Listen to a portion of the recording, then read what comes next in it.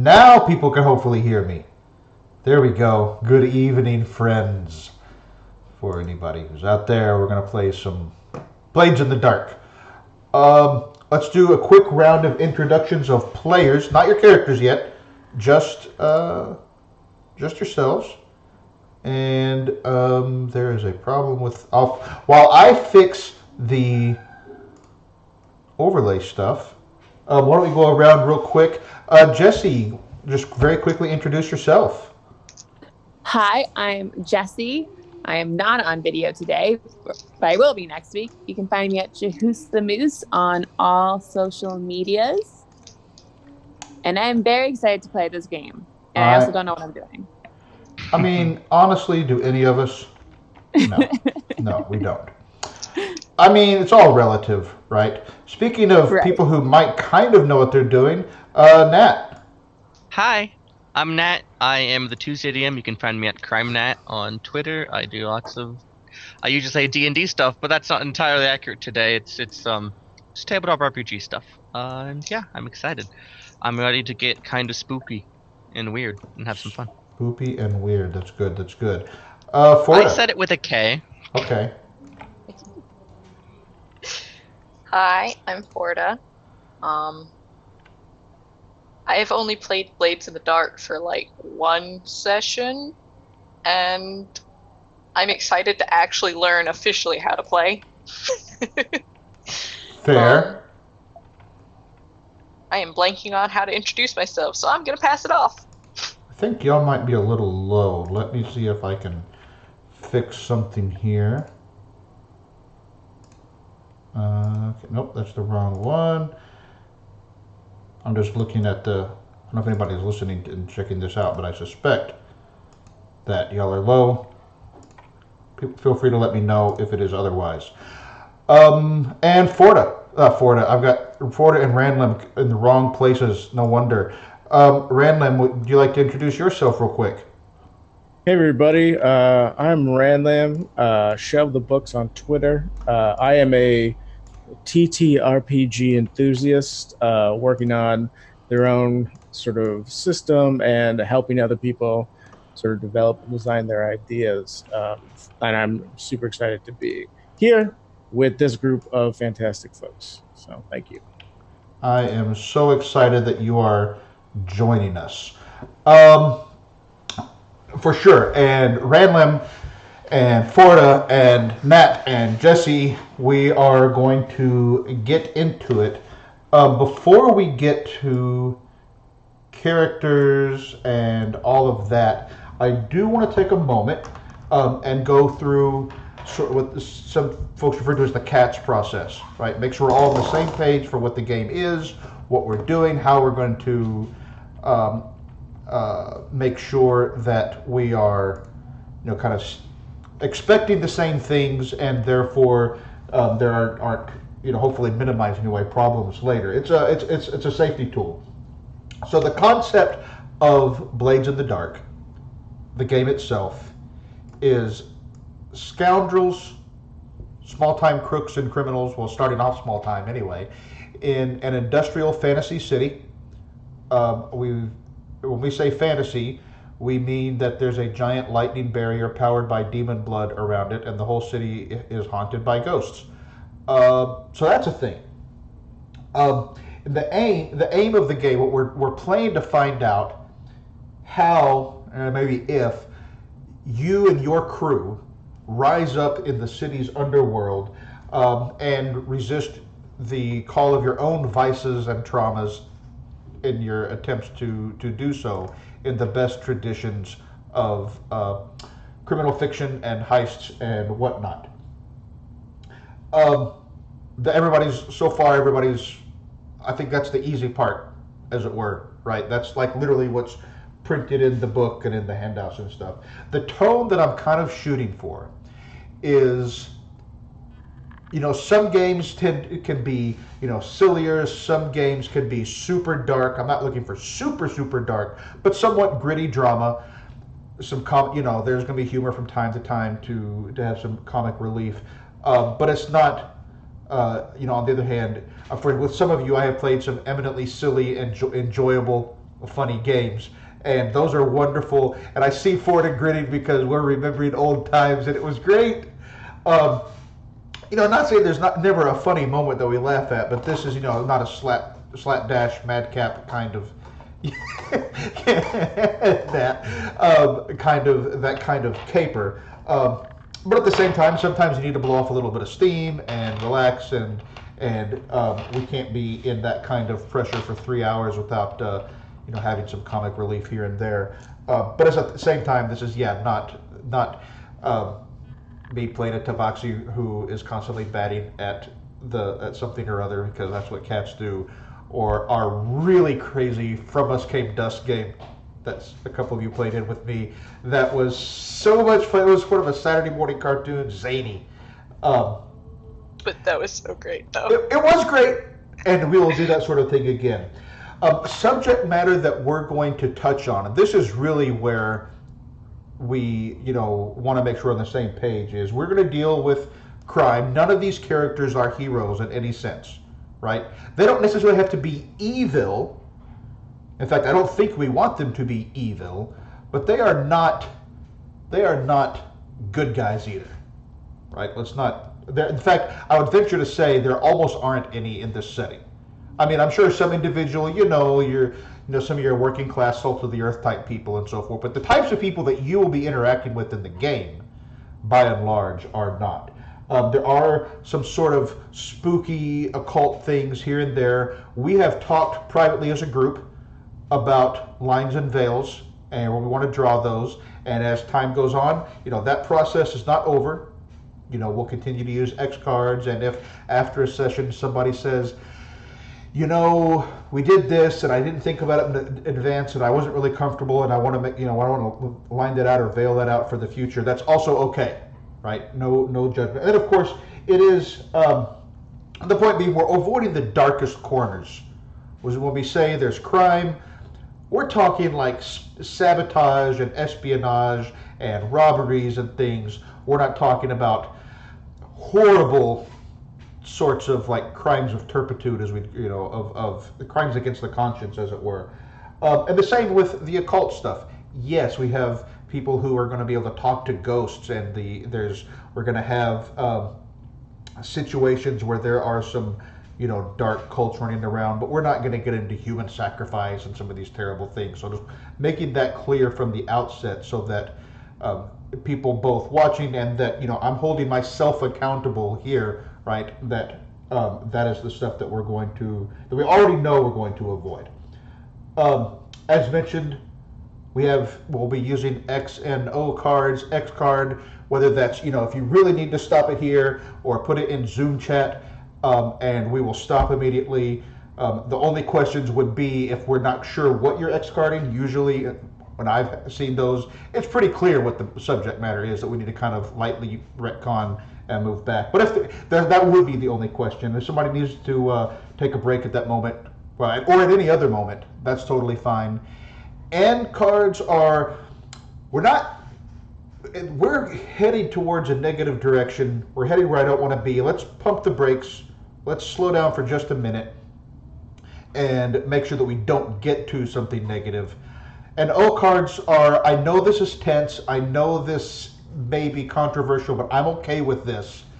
Related to that is, if you think that you want to make sure everybody else is okay and just do a quick check-in during the scene without breaking the scene, you can go into our group chat, our Zoom chat here as well, and put an O question mark, and it's kind of like, everybody okay, everybody good? And as noted, if at any point somebody feels the need, like it's just too much, they need to get up and take a break, feel free to do that yourself. And if we need to, take a break as a group at that time, then we will. I had to do that in another game on Friday, like no problem. We had a character die. It was a very emotional moment, and we took an early break, which we'll take one halfway through anyway, just because we have these frail biological bodies that we have to deal with. Any questions or things that I didn't note here that I neglected to note?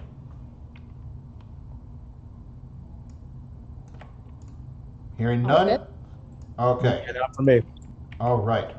Let us. I'm going to fix something on Nat's.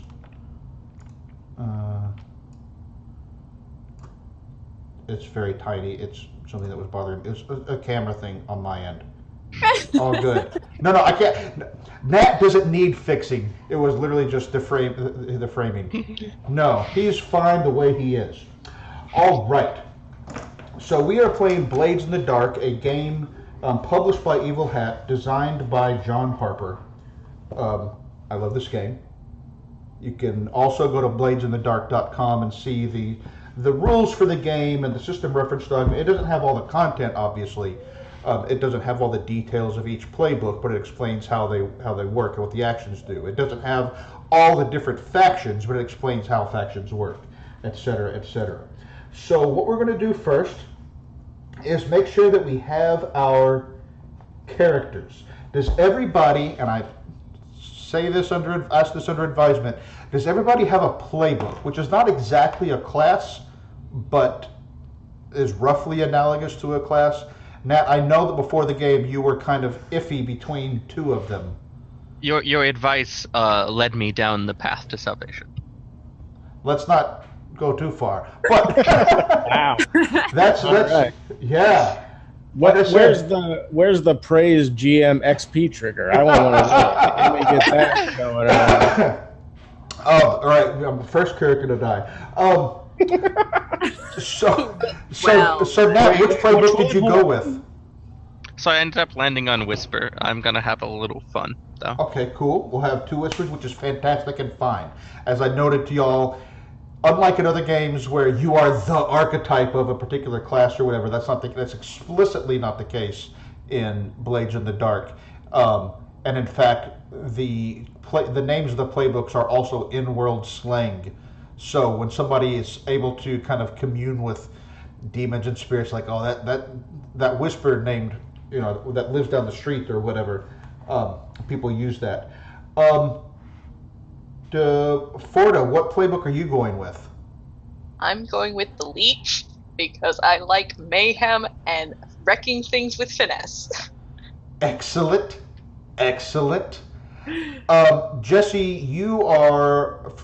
Jesse's not on video tonight because she's on a well-deserved vacation, but she's joining us anyway. I'm on a technological break, except that I'm playing a game tonight. So other than that, we appreciate your commitment, but you're playing a Whisper, is that right? I am playing a Whisper. I'll be the second Whisper to Whisper Whispers to Nat's Whisper. Oh my, so many Whispers. And Randall, what playbook are you going with? I'm going to be the Hound playbook. The Hound. So we've got 2 Whispers. Sounds like the start of a joke. 2 Whispers, a Leech, and a Hound walk into a bar. Except we are not that high a tier, so we can't actually go into any bars. But 0 bars. Yeah. These are some of my favorite playbooks. I'm excited. Yeah, Leech is actually, I play a Lurk in another game, but Leech is actually, I think, becoming my favorite, seeing other people who have played it. But they're all, there aren't any bad choices, to be sure. They're all so flavorful, and you can kind of customize them to yourself. So with that in mind, does everybody have a heritage? And if you're not sure what those are, we can talk about it. I do. Yes. I also do. Yes. Okay, so Jesse, what is your heritage? I went with the Scovlins. Okay. Scovlander. Hey, Corey. Corey Hickson, who taught me this game the first, has popped in. So hello, Corey. Thank you for dropping by. Yes, I really what was it? The thing about the mining refugees really struck me, and I figured miners, cold areas, for me at least, thinking about it, and I just liked thinking of this pale, wraithy kind of person character, so I went with it. Right, and as you noted, Scotlanders are refugees here in this land with all that means, right? So there's obviously a Scotlander communities, and while I don't expect this to be a major theme, right, there's some tension in some corners of the city around that. Again, I mean, we'll lean into that if somebody really wants to, specifically you, but that's not really going to be the major thing. Nat, how about you? What heritage did you go with? Well, you may be able to ascertain from my last name that I am a local. I believe that's Akaros. You are a. Oh, okay. Oh yeah, that's right. We didn't get to names, and that's my bad. What, Jesse? What character? What is your name? My name, I don't have a last name yet, but my character's name is Elizabeth, or Eyes, Eyes. Yes. for obvious reasons. Yeah, seeing your character art there for sure. Nat, what about your character? I'm Amalia Strangford. Amalia Stringford. What's the alias for Amalia? I don't have one yet. She might not use one because she supposedly was lost at sea. Interesting. Okay, Amalia. Randlim, you got a name and heritage for your character? Yes, indeed. Moreland Hells goes by Char, and they are Severosi. Oh, Severosi. So, that's right, because you're from across the Deathlands, right? Yep, that's correct. I have, in our starting situation, I intend to work, I have something to work that in, so this is good. I'm very happy for that. Forda, name and heritage? So the name is Cecropia daphnis. Give you one guess what heritage they are. Hitarosi. Yeah. Oh, so good. So Taikaroshi teacher, I don't know how you say it. In my mind, Me I say neither. Taikaroshi, wherever you say it, it's totally fine. Are almost the tieflings of the settings. That's not exactly right, but it's not wrong either. So first of all, you're playing the leech, right? What is your leech's alias? So I haven't entirely decided. I'm torn between Silk, Rosie, and Rhodes. Rhodes. I like Silk as well. They're all good. They're all good. There's no bad choice there. Why not just all three combined together, and then their Just have nickname three is aliases. longer than yeah. I mean, Rose Road? Rhodesy? I mean separate. You know. Oh, okay, all right. Together. I just mean like individual words. Yeah.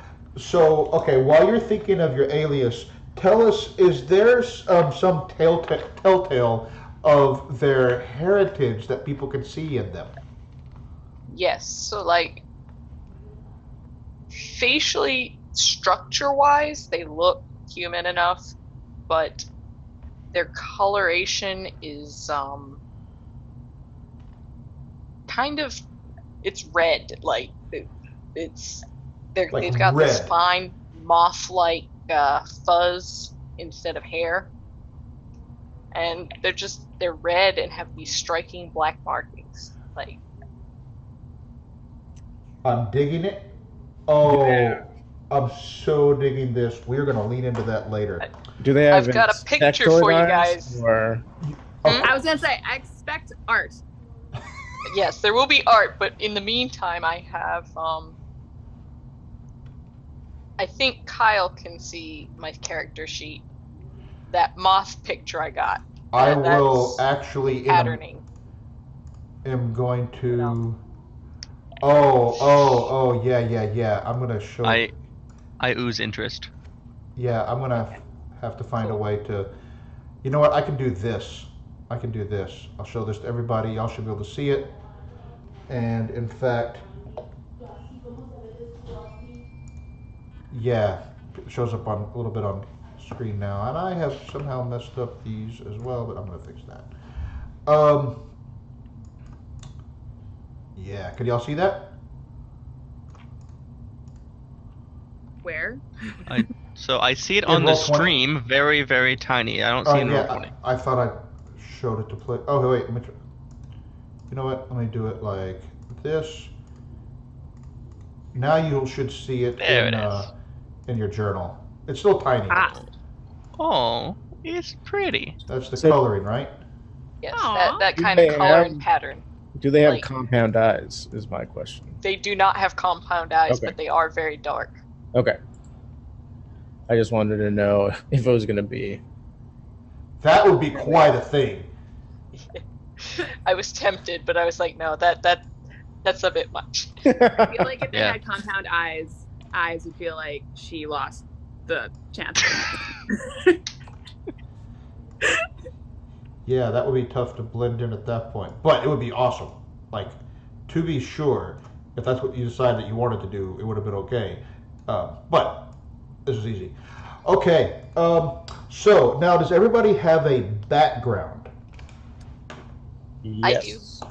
Yes. All right, let's run backwards this time. Moreland, Char. Yeah. Char, what is your background? Background, I was an outrider in the military in the Deathlands. So it's military background. But yeah. Okay, cool. What did we say? Daphnis? What is your background? So their background, I went with I guess it would fall under trades. I went with doctor, displaced. And Doctor yeah. Okay. So you were a doctor back in those lands in Tycho. I can't say it. either back in their homeland or briefly here in a different part of town. Haven't decided yet. Okay. How did you go from being a doctor to a scoundrel? Reasons. Okay. All right. My That's favorite. good. Discovering in play is a perfectly acceptable answer to any of these questions that I ask. I mean, other than the stuff that actually goes into your character sheet, but all those extra questions, we can figure it out as we go, and that's fine. In or all maybe you already know. seriousness, I'm thinking that it was some scoundrelly influence crashing earlier plans. Ooh. Oh. Ooh. Delicious. Intrigue. Because I was very torn between Leech and Spider, and finally decided on Leech because of XP. Awesome. Let's see next. Amalia. So Amalia kind of has academic military. She got a degree in Void Sea navigation and worked on a Leviathan hunting ship, but was lost at sea. And everybody thinks that she's dead, right? Well, she came back from the Void Sea, changed, having communed with the sea. She came back wrong. So wow. she doesn't Harsh. really interact with her old life yet. Interesting. So they don't know that she's back. No. Perfect. Oh, that's good. You just gave Kyle some fodder. None of the other yeah. characters here know each other. Well, I should say that she doesn't know any of the other characters here already, right? Before this. Before this, that could be kind of tasty tea, to be honest, but not that I have in my head. Okay. I mean, if it's military, yeah. I mean, we could have similar ideas, but Yeah, I mean, you were Navy and I was more, but yeah. yeah. That's what I was about to say. Eyes, what is your background? I figured since I'm a refugee, it made more sense for me to be in the labor, or I guess tradesman. I'm a seamstress. Oh, excellent. No, I'm that's going to be actually, believe it or not, very helpful in something. Because you got connections to the working class, right? Yes. She's a pro. This is great. This is serious. Like, one of the themes of this city, right, as you could probably guess, with the whole kind of Victorian-ish kind of thing is, class differences and whatnot. Yeah. So, no, that definitely fits. Okay, so for all of you, your playbooks come with 3 action dots already selected. Mm-hmm. You can assign 4 as long as no particular action has more than 2 dots. So you should pick one that you think, it's totally up to you, reflects your heritage, one that reflects your background, and 2 more anywhere else, just at maxes 2. Everybody got action dot set? Yes, I do. Yes. Just about. All right, just about. You'll catch it. You'll catch up. I'm sure. Now, special abilities are fun because they are ways that your character gets to break the rules of the game. So, has everybody picked a special ability? If you can't decide, the very first one is supposed to be a good default, but you are not in any way restricted to it. I have picked my special ability. I have also picked my special ability, but I can't select it, so I just know it. You can't. So let's see if if I try to select it, like if I try to fill the dot in, it just rolls it. Oh, okay. What you need to do. But I'm also on my iPad right now, so I might just need to wait until I'm. Which one are you trying to select? And I'll hit it for you. Ghost Mind. Ghost Mind. Done. Thank you. Yes. Excellent. Out of curiosity, what did the rest of you pick? Amalia, what did you pick? All right, so this is a little off because have ideas, but we'll see what you think.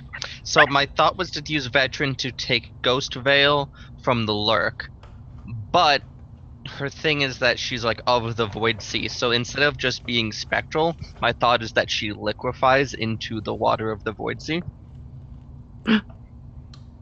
Yeah, you will still be insubstantial. Yeah. Right? And they'll have the fictional effect. But we can say after the insubstantiality appears more watery than shadowy. Easy. Yeah. Done. But I want to flow. Yeah. I think that's part of I have a character that has Ghost Veil because he's a lurk and he just kind of like walks through the walls. So if you flow under the door jamb or whatever, yeah, it's fine. Yeah, I mean, don't get me wrong. There's places where that will make a difference, but I think it's good. Yeah. It works.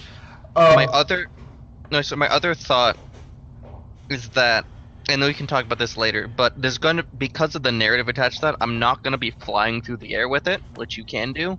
So I was wondering if at some point we could replace that with something a little more appropriate. I think that not flying through the air but turning into water may end up being an advantage for you. That's fair. Because you'll see. But I think this is a city that's sort of a mashup of Paris and London and Venice, and it's built on canals.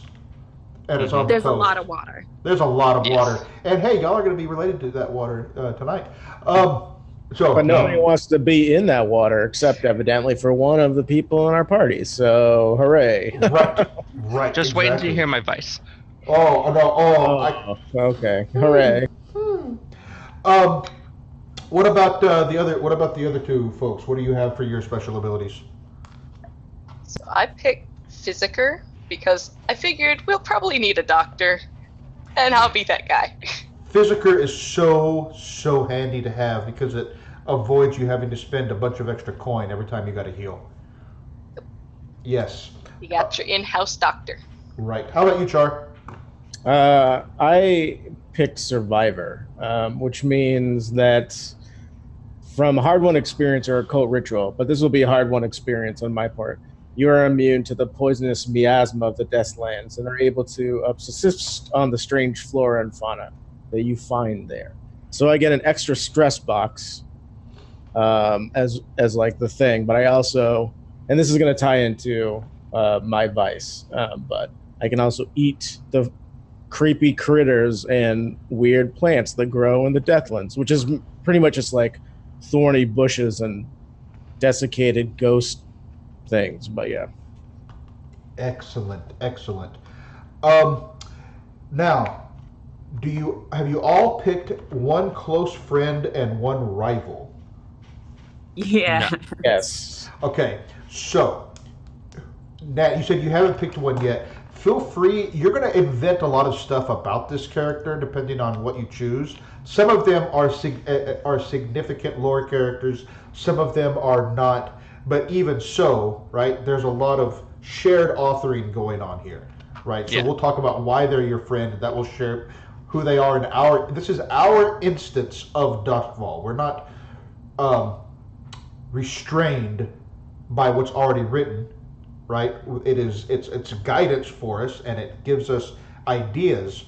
But if we decide that one of these canonical characters needs to be a slightly different way, we will absolutely do that.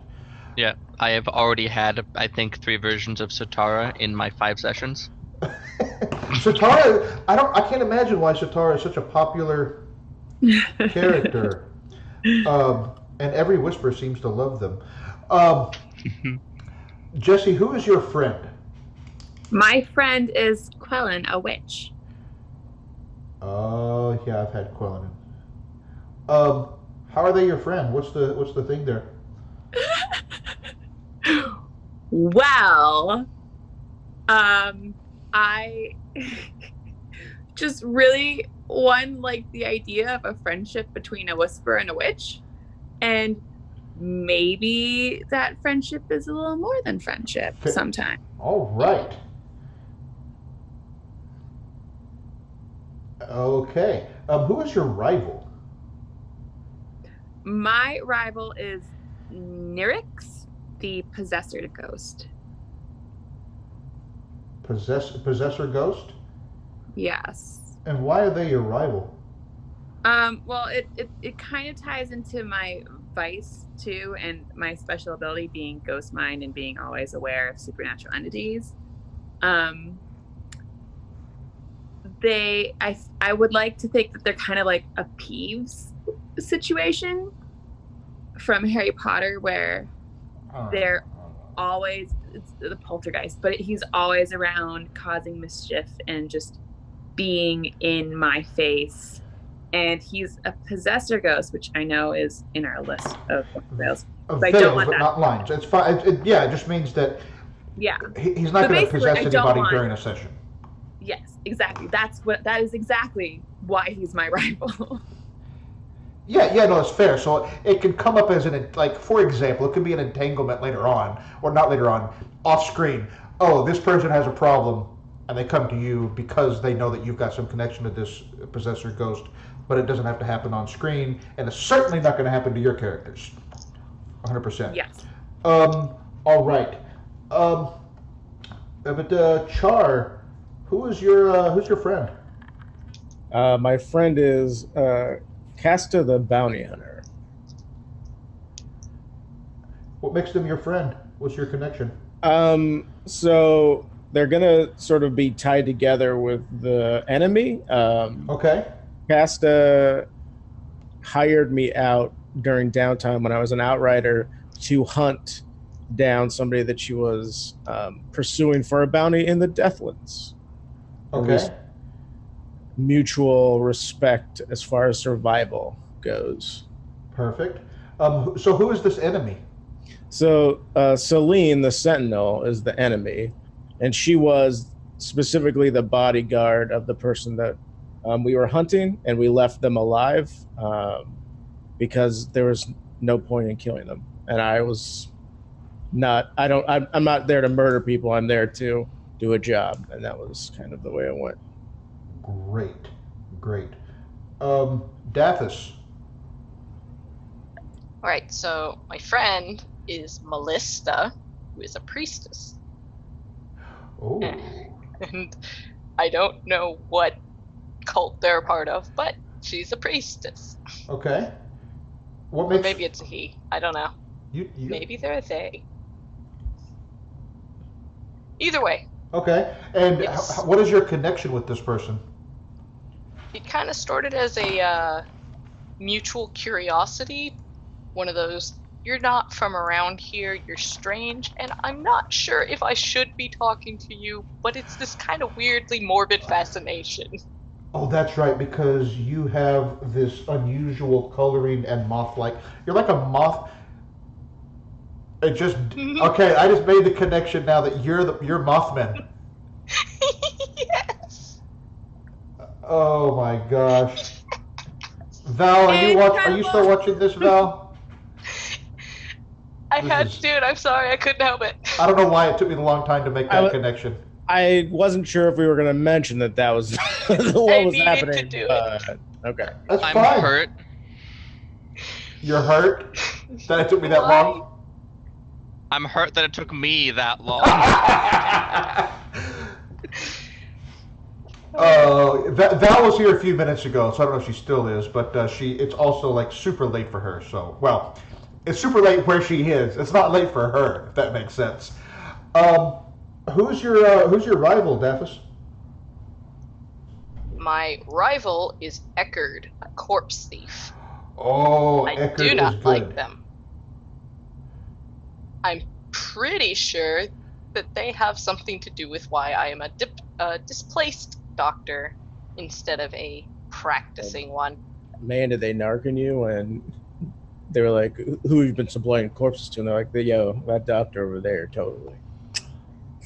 Yeah, maybe. That would be pretty neat. I'm sure we can work some things in there. I'm in a corpse thief. For certain, I caught this person stealing corpses and was like, yo, don't do that. And they went, and did it anyway. These are my corpses. I stole them legitimately as a doctor in Doskvol. How dare you take mine? They're fresh and good. You're a doctor. You don't need them. You're already dead.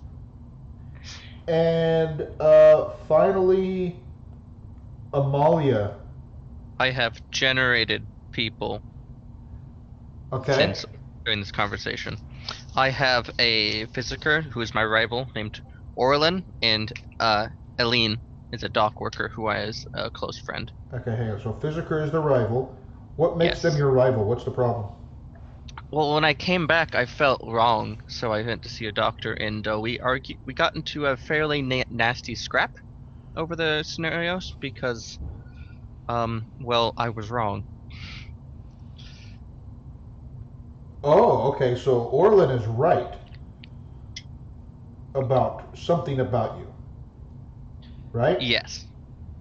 And I'm leaving that to be discovered, so to speak. Totally fair.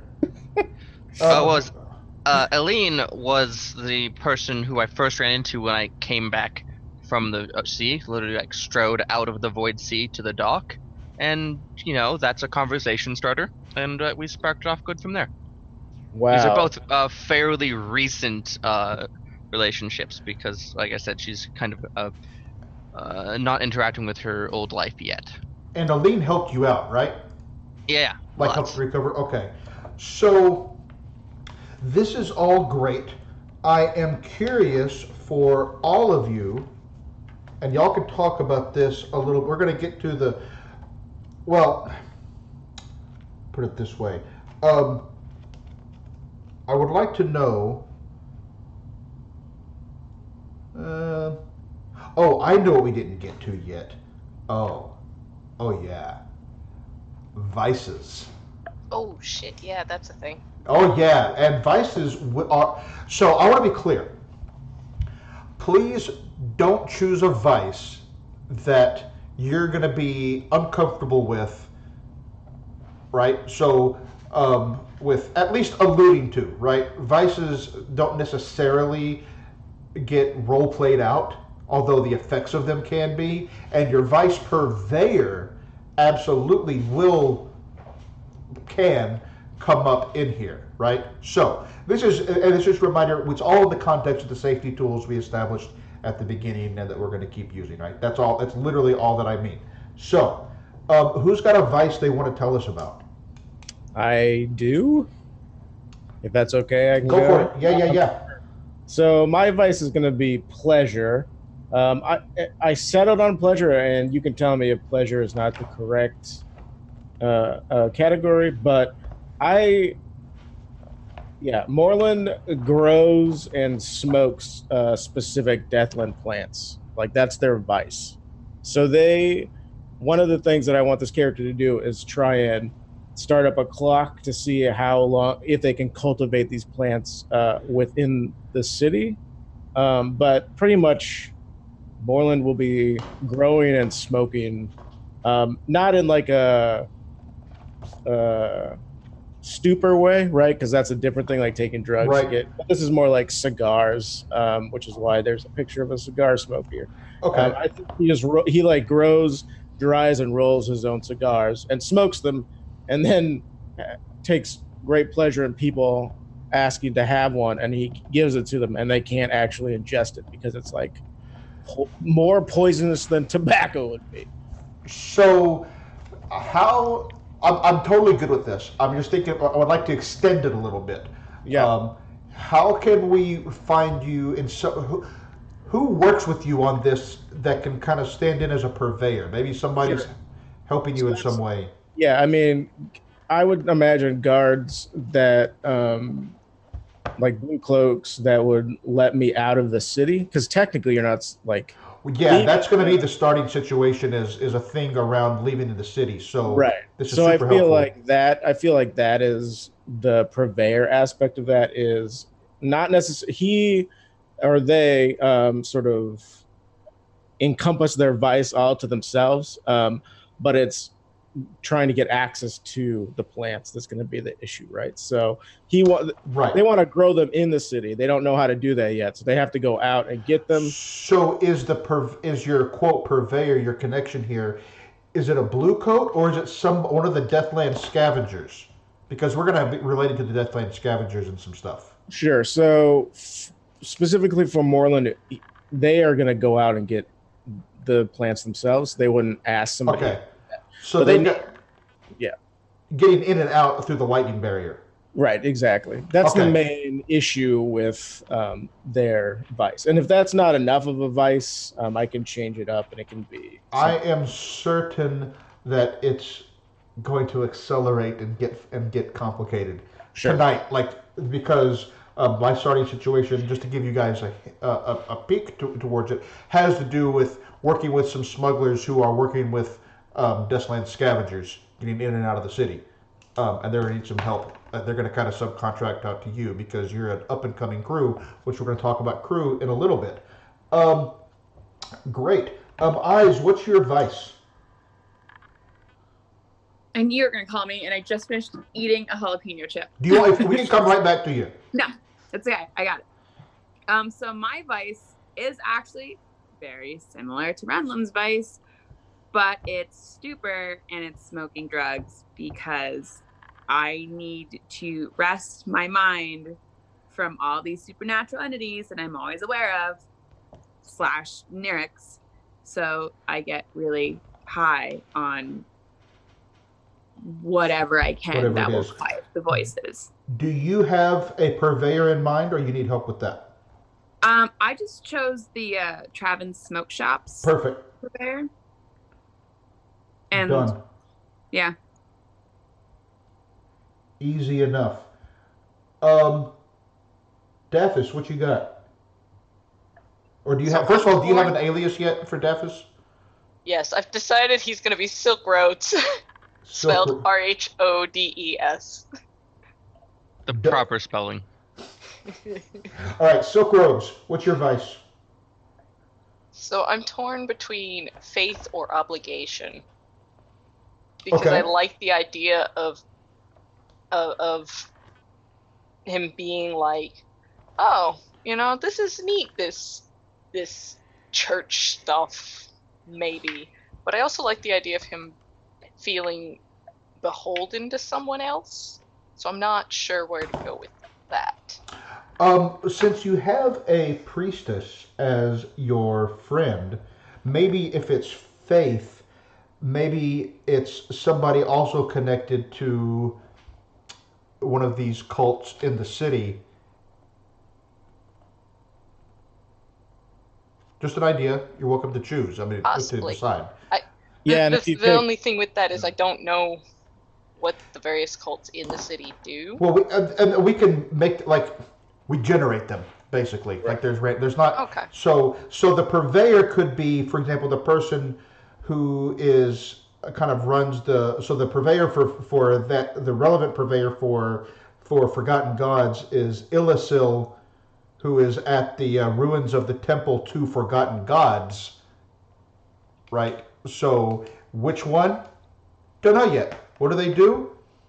within the context of our already set boundaries, right? And if we need to tighten those at some point, we absolutely will. But maybe that's part of the mystery, is what we have to figure out. Remember that the idea behind the vice is it's something that you could potentially overindulge in, something that could cause you trouble if you get too deep into it. Okay. Does that? And I'm gonna go with obligation. Okay. I feel like if we get too deep into faith stuff, it'll get real weird. No worries. Like uncomfortably weird. To be honest, all of the faith stuff in Blades in the Dark is already weird, not necessarily in an uncomfortable way. Yeah, so for sure. Everything is weird. Yeah, like the closest thing we have to a state religion in Doskvol is literally called the Church of the Ecstasy of the Flesh. Although that doesn't mean what it might sound like. It's the idea that they don't believe in like going to your spirit or ghost form, that you should only want to be flesh, and when you die, that you don't take on this, you don't want to become one of these ectoplasmic or whatever creatures. But I mean, the Church of the Ecstasy of the Flesh does sound pretty creepy.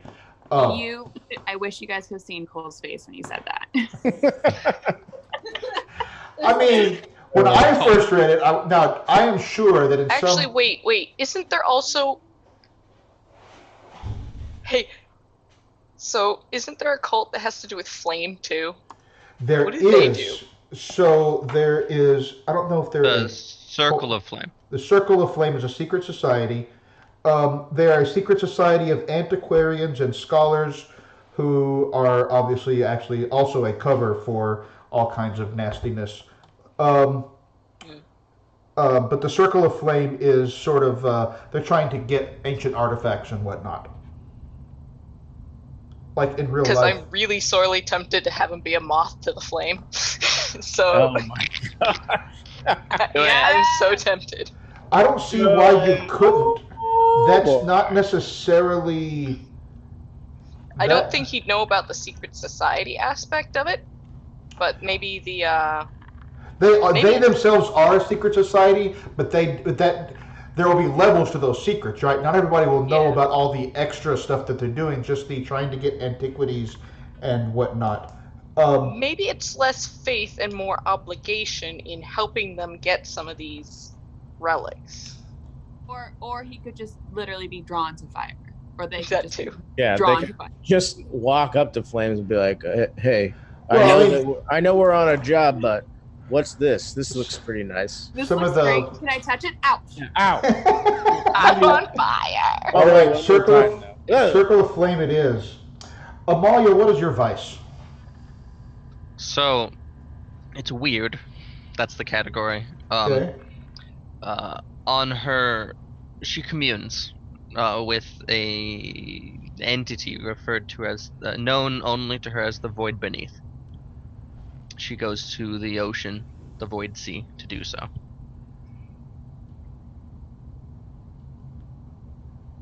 I'm so into that. I mean, if you call a Leviathan onto shore, I feel like I'm going to be mad. Like, in character. Out of character will be fantastic, but like when the Leviathan just comes up out of the water, This is good. This is good. I'm excited for Overindulge because she'll just walk into the ocean. Mm-hmm. Yeah, that could overindulging could lead to all sorts of interesting things. You know, maybe it's just something in their mind from the communing. Maybe it is walking out into the ocean and taking harm from that. We'll see. We'll see if and when it comes up. Like, we don't have to worry about it now. So everybody's got their name and alias. Does everybody, I know at least two of you do, have their look? I do. So tell us about Char's look. Sure. So the look that I picked, squat, weathered, in a collared shirt, a bow tie, and a vest pretty much all of the time. This, what I am wearing now, yeah, Delightful. this is pretty much what they look like, including the purple makeup. This is how they dress, and this is how they look. I'm into it. Amalia. So, I know that I don't know much about her clothing situation yet, but I know she Fine. has mid to long hair that should be dark brown, but it always looks black because it's always wet. Are you Samara from I The have Ring? no idea. The girl from The Ring. Them might be some visual similarities. Or have you played Pillars of Eternity? Mm-mm. Oh, there's a character that also has, yeah, it's the creepiest character in that game, and that's saying a lot. Okay. Hair. Is her hair always wet? Is that the thing? Yeah, I mean, she in general tends to be quite damp. Duly noted. Daphne, She's the What's Silk that? Roads. I'm sorry. Go ahead. I said she's moist. She's moist. Stop it. I was thinking that too. I wasn't saying That's it. exactly the word I had in my mind. I was gonna say. Oh, I hate all of you. I can hear Cole. Cole's disgusted at me. Why? All um, the words in the English dictionary, and that's the one you had to go with. she's always got moist hair. All right, so And I guess I found the looks section. I Yes. think I'm also gonna throw in a little weathered and a little striking, and definitely about that long coat, long scarf, because that's my entire aesthetic. Although the scarf is always weirdly damp, of course. of course, Weirdly I- damp. I mean, if you're damp, I feel like all of your clothes are. I just feel Yeah. like there's a whole aesthetic going on here. Oh no. Which I mean, the concept is that when she's like in distress, she Just drips. walks down the street and you hear drip, Yeah. drip, drip. Mm.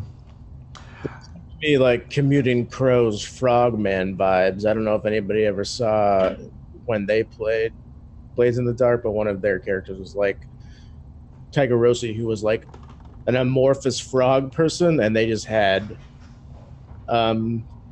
stuff leaking out of their skin at all times. They were also a leech. So yeah. Oh, that I have the venomous ability. Yes, exactly. Ooh. Excellent, excellent. I'm debating taking that one. Silk Roads. Tell us anything else you want to tell us about your look that you haven't told us already.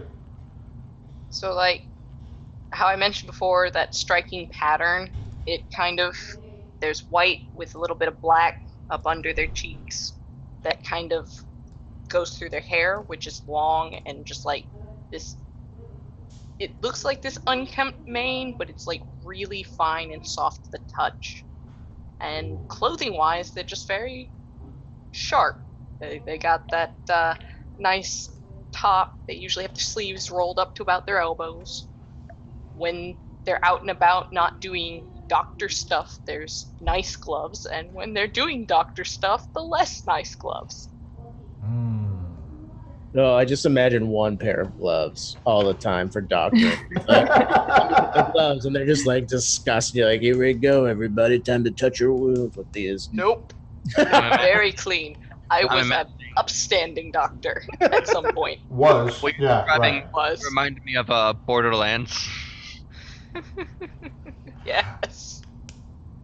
Eyes. Tell us. We can see your character. Is there anything else Yes. you want to tell us about her look? I mean, so if you look into her eyes, it looks like there's a ring light around her pupils, but there isn't. Ooh, Hypnotoad. And like sometimes you can just pass it off as like, oh, it's just a highlight from life, but sometimes you're like, nope, this is not natural. This is a city that doesn't really have sunlight. Like There you go. It's nighttime is nighttime. Daytime is, you know when you have a really bad storm and outside it's almost but not quite like night? That's daytime all the time in Doskvol. Because for those who don't know, this world started with one of John Harper's Dungeon World, the World of Dungeons games, where in the final big battle at the end of the campaign, the players lost. And that when they basically did that, then the sun was torn apart from the world, and blackness enveloped the land. And fast forward 1,000 years in the timeline, and here we are. You can actually play other games that John Harper has in the same timeline, like Lady Blackbird and whatnot. Anyways, point being, no sunlight. So anybody that's walking around that's always looks like they got a ring light in their eyes, it would be creepy in real life. It's extra creepy when there's no sunlight. Creepy. Yes, which Yeah. is perfect, as it should be. Exactly. All right. Everybody is familiar with your experience triggers and your playbook. You don't have to worry about it too much now. Let's talk about your crew.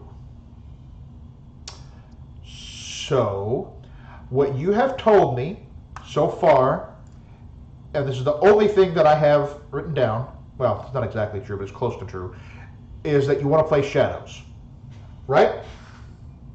Yes. Yes, I mean, as far as the last time we had a discussion about it. Yes. Is everybody still good with that? I am. I am. Okay. So Shadows are thieves, spies, saboteurs. You will get you get XP for doing jobs that are burglary, espionage, robbery, or sabotage. Do you have a name for your group? No. That's a good question. Okay. Think about it. We'll come back to it. How do the other factions see you? Ambitious, brutal, daring, honorable, professional, savvy, subtle, or strange? I mean, feel like we we're only, leaning hard towards strange. I was I like, was the gonna only say- thing we can possibly do is I feel like we're hardcore straight. As an outsider, it's strange. I wanted to personally go for professional or savvy, Same. but we have Mothman and we have Ring Light Lady and we also have Drips a lot. We have Ring Light Lady and the And lady Ring from the Lady. ring. Yeah, Yes. yeah. All right. Okay. We could probably have more than one, to be honest. These are just a narrative thing. This is just a narrative thing. Yeah. Yeah, And certainly you can carry yourself in a professional Strange way. but professional. yeah. Right. I mean, in this crew, I would prefer if it was professional. It would fit a little bit more with Moreland. So here's what we're going to do. We're going to do that. We're going to put strange semicolon professional. Like Okay. there's no Alright. reason that it only has to be one. I mean, I wouldn't want to do like 3 or 4, but I think like, yeah, they're weird, but they get the job done. Or It's kind of the summary it's of it. weird. They get the job done. right. How strange that they're able to do the actual. Punctuation. Have you seen them? Like, how? Yeah. I don't Um, understand how the wet one even holds anything. They're just always nice. So, tell me about your lair. So, some ideas. You're not restricted to these. It could be a half-sunken grotto. It could be an abandoned watchtower or a junked rail car. One thing to note, because you are shadows, every different kind of crew gets 2 automatic upgrades. And one of those is you have a hidden lair, which means it's extra hard for others to find it. So just keep that in mind in terms of the fiction as well. What kind of a lair do you have? I mean, as somebody who extensively read the Boxcar Children when they were a kid, I am really into like an abandoned, eroded Yes. train on like in coastal areas, so we can be near water, but also just sort of like hidden around somewhere like that. Maybe then like an abandoned cargo container from a ship. Yeah, something like that. I have an idea that is along those lines. So Doskvol historically sprung around Coalridge, which was this old mining town from before the collapse. And I had this dumb thought on a walk the other day that would be the only place in Doskvol where you'd find a graveyard, because everyone else gets vaporized or stolen. Right? Okay. Yeah, actually, probably. Okay. And maybe it's probably not that the graves are intact, but there are probably still bodies down there. Yeah. But That was more of a side note, but like a old coal train container that we hide in. There is an that's old rail yard in Coalridge. that's Is that I what- mean, Okay. across a graveyard. And you never know which car we're in, so Yeah. they can't find us. I was going to say the only person that might not like this is the doctor, who likes to be clean for whatever reason. Might not want to hang out in dirty old coal. So- whatever. In Nowhere Doskvol, his everything's dirty dirty. Yeah, that's true. That's One thing to note, Like, none of relatively clean. none of you have living quarters here. You all live someplace else. That is a separate upgrade that you have to get called quarters. So, and what that means is, by the way, that you're vulnerable when you're at your living quarters. It's only when you're at the lair that you're hidden and relatively safe. So, yes, absolutely, Dr. Silkroads could have a very clean, relatively, as far as anything in this city is clean, right? Place to live. Okay, so y'all are in Coalridge, which is going to be my next question. So that is fantastic. Tell me a little bit more about this old rail car. How do you envision it? well, I feel like there would be, at least in one corner, what could look like a rat's nest of clothing scraps, but is pretty organized by my standards. That also doubles as like disguise kits if we so need them.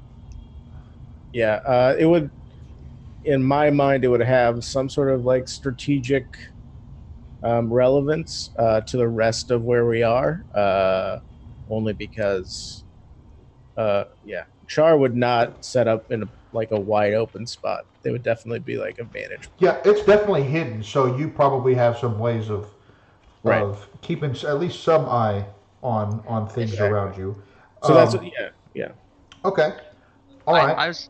I was thinking that maybe we have like something up on top of maybe the adjacent car, maybe the actual car to look out, and then maybe also since it's hidden, maybe a hatch or something that goes underground, because that's all fun. So since it's an old rail yard and we're in a car in the yard, what if at least part of the time this car is underneath one of those I can't think of what they're called, but where they take it to actually be repaired, one of those little shed things that they sit it under when it's You like a train house getting sort of? worked on. Kind of, except more open. It's But kind of like like you can climb up on it to get that vantage point, and like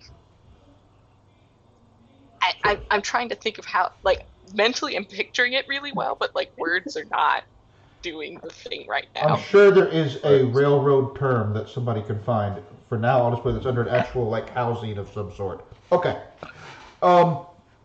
Let's talk about your hunting grounds. Now, your hunting grounds are where you typically carry out operations, but you are not. It's not where your lair is. Okay. So you are in Coalridge, which you can all see kind of in the center, just northeast of the center of the map. Not northeast, I'm sorry, that is southeast, because north is to the left in this map, just so it lines up right. But you can see Coalridge there. Anyways, where do you think your hunting grounds are? So your hunting grounds is the area that you usually target for your score. You know it well. Well, your hunting ground could be in the same district, but it doesn't have to be. It's small, only 3 or 4 city blocks, but it's an intrusion on someone. So, did we want to maybe think about what kind of score we want to specialize in? To inform? You can absolutely pick that up now, decide that now if you want to, no problem. What are the options for shadows? So for that's a good question. Let us talk about that. For shadows, you have burglary, espionage, robbery, or sabotage. At least for me, I feel like because I'm a leech and I want to go that direction eventually, sabotage is one of the big ones. But like, none of us are gonna have wreck other than you. I feel like, unless somebody put points in wreck. Oh, that's fair.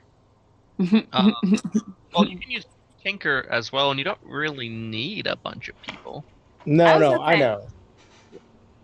Yeah, I mean, and all of you. So one of the great things about this system is that with some help from someone, or by pushing yourself, or taking devil's bargain, all of you can be reasonably competent just by taking some extra stress. So just because some people are extra good at some things, but all of you have a broad-based particular set of skills. Sure. So I remember burglary and robbery. One of them is stealing from people. The other one's stealing from places. I don't remember which one is which. So in this, Burglary is places. Burglary is places and robbery. Robberies people. Yeah. there you go. Do we want to be robbers? So the way that it says in here, burglary is theft by breaking and entering. Robbery is theft by force or threats. Right. So, Or espionage, obviously, is getting secret information by covert or clandestine means. And sabotage is, destroying something. not to be the one person that's going to pick, I really am into like espionage as like a thing, but if the rest of the group is more interested in like blowing stuff up, that's fine. I don't mind. I think actually really also liked espionage. Okay. I think I'm good with anything except robbery, to be honest. Yes, basically. Okay. Yeah, I'm not really. Yeah, I mean, I don't really want to hurt. I mean, hurting people is fine, but like getting up and close and personal and being like, now it's time to give us your money. Yeah, and when it says sabotage, hurt an opponent, it means hurt like a faction. It doesn't necessarily physically mean, killing somebody. Yeah. How are you feeling there, Forta, about I don't mind espionage. I only brought up sabotage because I thought it'd be neat to, like, as a group of shadows, be that not necessarily always blowing something up, but like being able to go in and when you think you're secure, just, oh, hey, this wasn't set up as well as you thought. Well, and keep in mind, you will have, like, that just means that's your favored operation.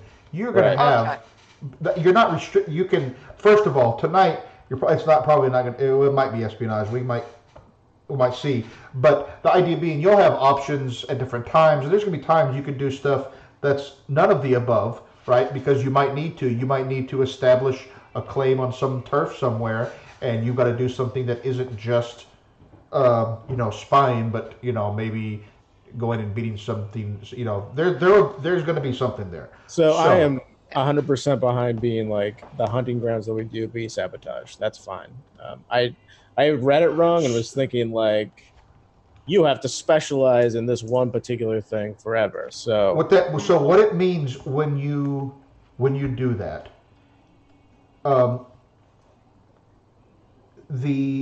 when you prepare to execute an operation of your preferred type on your hunting grounds, because you're also going to pick kind of an area in the city, you get some bonuses mechanically. That's what that means. You can do any kind of operation anywhere in the city. Obviously, that fictional positioning then affects some of the mechanics, but you get bonuses to gather information and downtime for if you're doing that activity in your hunting ground.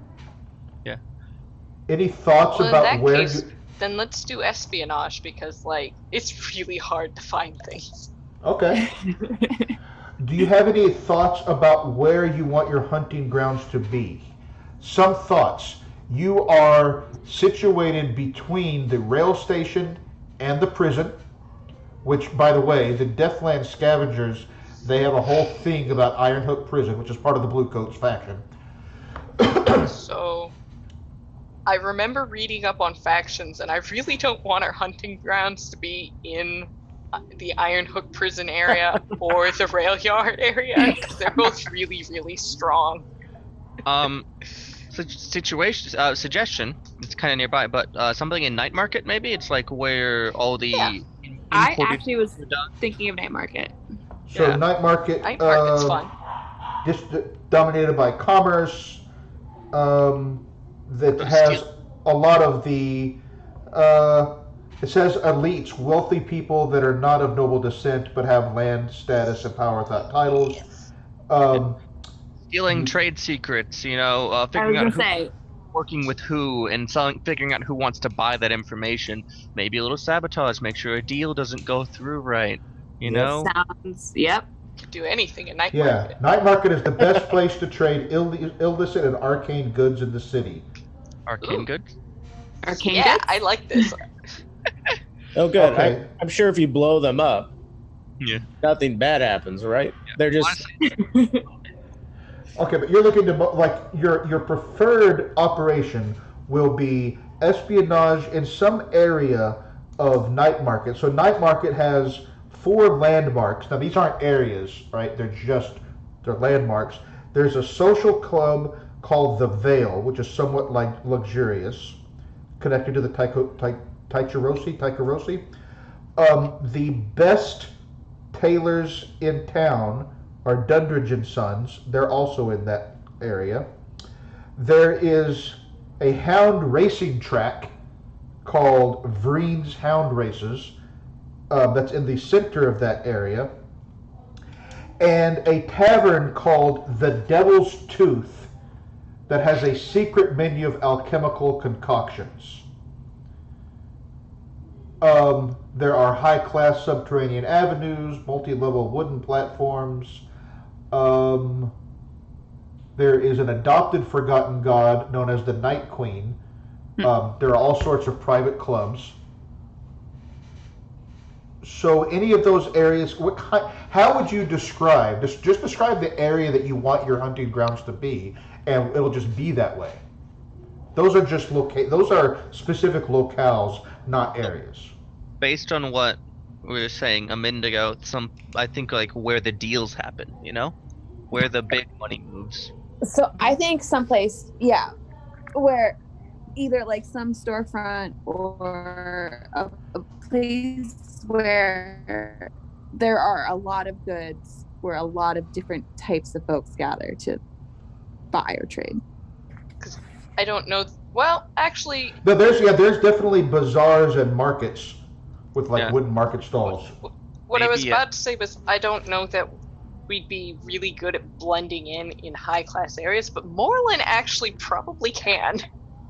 Like, Oh, I mean, Moreland will not, because the cut of the clothes that Moreland wears are very not fine. So oh, okay. Yeah, actually, I mean, as Silk I Road see is actually it, more likely because this luxurious social club I mentioned, it's known for its confidentiality and permissive policies regarding guests of arcane or unusual origins. there you go. Or Right. you can just there are street markets and stuff there, so it could be Right. And, just sort of a marketplace area. and to be clear, Moreland will really want to be part of anytime there are like tiered or leveled walkways. Moreland's into that, because the vantage points that you get from just different levels will be good for following folks. Oh, yeah. So sort of a street market area is what y'all sounds like you're all describing. Yeah. to me. Yeah. A really deep street market With area. vertical level. Okay. like a really deep multi-level bazaar. Also, we have a seamstress in our party. Maybe we just throw Dunridge and Sons in the corner of that? I don't know. Yeah, yeah. I mean, look, if we finally start making a bunch of coin, Moreland will definitely go there and start buying nicer clothes. So if you Okay, so maybe it's kind of near Dundridge. Okay. Yeah, I mean, that doesn't need to be in our turf right now. Right, that, right. that might be a little much. And then when you acquire turf, you can expand the size or type of your hunting grounds. When we get there, we'll deal with it. That is not now. So let's talk about special abilities. Something that I want to highlight because of the discussions that we had offline is the following. You are certainly, so your special abilities, you can choose a special ability from another crew based on our lines and veils. Is everybody okay? Yep, just spilled some water. It's all good. Oops. You were talking about taking, and this is certainly something that you can do if you want. This is your choice. I just want to make sure you make an informed choice is all. You were talking about taking an ability from smugglers. Was it smugglers? Yeah. Yes, where you Ghost Passage, where you're immune to possession by spirits, but you can choose to carry a ghost as a passenger within their body. I don't think you need to do that based on what we've already established, because we're kind of already lining out, because of the veil, right? You're not going to be possessed by ghosts, so you don't need to worry about it. Your characters may not know that, but you know that. So, like, the reason I put that as a veil was, like, non-consensual possession was the main thing. Sure. Like, if you're going, hey, you guy, I'm gonna take you for a ride if you want it. That's not... Right. So, again, I just want you to make an informed choice. That's a good point to make. You are welcome to pick whatever special ability you want, keeping in mind the types of operations that you want to carry out. So, if you didn't choose from these, if you just looked at the Shadows abilities, we'll talk about your other upgrade in a second, but your abilities, you get bonuses to Prowl, Finesse, or Tinker, or you can see and interact with ghostly structures and so forth in Doskvol, because everybody has some level of attunement to the ghost field. Two of you more, but everybody to some extent. Pack rats, patrons, we'll figure out who your patron is. Second story is for clandestine infiltration. Slippery affects the entanglement and heat rolls. Synchronized is when you're performing group actions, which are pretty cool. Or you could pick one from another crew. So I have 3 that I had ideas. First of all, second story feels a little aesthetic based on how we described our hunting grounds with all the tiers and everything. Secondly, Pack Rat feels a little aesthetic because I think it was Jesse was mentioning having like a pile of discarded objects and items in our lair. They call it a lair. Yes. Yeah. We're calling it a lair. Yeah. And then there's a cult ability that I just love, but don't just indulge in a moment and then say no. But it's Bound in Darkness, and it lets you use teamwork with any member regardless of distance. You can whisper into each other's ears for 1 stress, any distance. And I just think that's really cool. I mean, as a whisperer who wants to whisper to her fellow whisperer, I like the idea of whispering. Yeah. I mean, look, group communication is really important, so I would be into that as well. But yeah, I mean, I'm trying to think. The only thing that I really don't want to do is patron. I'm not interested in having that be like an issue that our group has to deal with. Okay. Mm-hmm. I see patron and I think, oh, that's something that we'll take if it makes sense for the narrative. Right, exactly. Yeah. if you get a patron, then maybe at some point you want to take, or you get to a place where there's somebody you as a group decide you want to be your patron, you could take that upgrade later. Right. Yeah. I mean, it's a very strong upgrade to take right off the bat because you go up to tier 1 immediately. But it's just not, I'm not interested in having, like, in the narrative, somebody be like, do my bidding now. Because you know what? I'm not a whisperer who lives in the ocean. Hi. Well, okay, patron could also be like a more powerful faction or personage in the city. It's not necessarily like a warlock. Could be like patron. a wealthy patron. Yeah, could be. But again, if y'all want to do it, that's no worries. I wasn't even really looking at that one. I look at that and my head immediately goes to like someone with money. Right, you know, exactly. No, I wasn't. Yeah. Sugar daddy. Not otherworldly. So it sounded like you liked Second Story, and you liked Echoes, and you liked Synchronized. Not Echoes. Not what was Echoes. it? Dark. What? Bound in Darkness from the Cult playbook. Oh, I missed that. I'm sorry. In Darkness, Second Story, and I also mentioned Pack Rats. Also, like having played the game, Pack Rats was really good. Right. Just putting it out there. I mean, they're all good. It shapes the direction that we go. I feel like Pack Rats is strictly better than Second Story, but that's just my experience. If you are not looking to, well, you didn't choose. Oh yeah, you did. Yeah. Y'all tell me. Which do you? Y'all just reach. What do you think, Forda? I don't know. They're all so good. I'm honestly, any of the ones I've mentioned, I'm happy with. Like any of them. So, Okay, I like Bound in Darkness. I like Pack Rats, but I also no. I like the idea of the second story, but I'm gonna stick with my character, and my vote is for either Pack Rats or Bound in Darkness. I can echo that sentiment if that feels good. I just want this to feel good for I'm saying the crew, but I don't mean that in like the game sense. I mean our players. Right.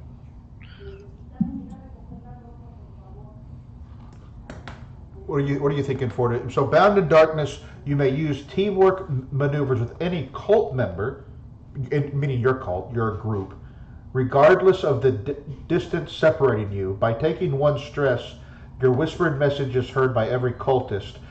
And then you would need to think about by what a cult means does your teamwork manifest over distance? How is it strange or disturbing? What ritualistic method do you use to initiate members into that ability? Yeah. I'm also really into just passing through, but that's adding more smuggler into it. yeah, I really love just passing through. I mean, again, it's one of those things where I'm like, hello. You said the other one was... Okay, so I'm going to roll 3 dice. Wow. All right, here it goes. Go for it. So, it's a 3, a 4, and a 6. I don't know why I rolled 3. Math is dumb. I was wondering what is it going to be like a number? If we want to muddy the waters more, High Society from Hawkers does sound kind of like what we were talking about in Nightmarket. Oh no! And what would that now be? I'm gonna have to look. I'm sorry. And remember, everyone steals gives everybody an extra action dot to put as you please among those 3. I mean, but none of them say a tune, Kyle. Fair. Very fair. But prowl, finesse, or tinker. Yeah. All of them. That was a joke. I'd be happy with that one too. If you kind of like Bound in Darkness, but you could also go with Synchronized. I did like Synchronized. Yeah, I have a little more done some complicated. one-shots where I've done some one-shots where I pre-choose the things, and I've done Shadows with Synchronized a couple times, and it feels good. Like, it feels good in play. Well, particularly if we're a group that what are we? We're strange and professional. Yeah. Right. True. I mean, that's why leaning towards like Bound in Darkness is anything that makes it so that the group interacts with itself on a stronger level is what I'm really feeling. That one. And so Synchronized might be a good choice for you. Right. Synchronized and Bound in Darkness feel like they're playing in similar space. Right. Yeah. Yeah. And, if we survive to pick another one, we could always pick the other one next time. Yeah. And keep in mind, one of the things about the way this game is designed, the idea is that members of the crew can come and go and things can happen, but the crew in some sense is the central character of the game, played by you as a group. So whereas your character might get taken out, in theory your crew will survive overall. So what is your consensus? I'm not telling you, I'm asking you. Synchronized.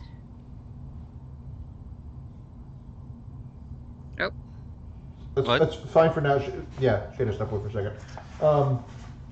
Between Synchronized and Bound in Darkness, of course, I'd prefer the spooky one, but that's just me. I would just make sure you know your options, that's all.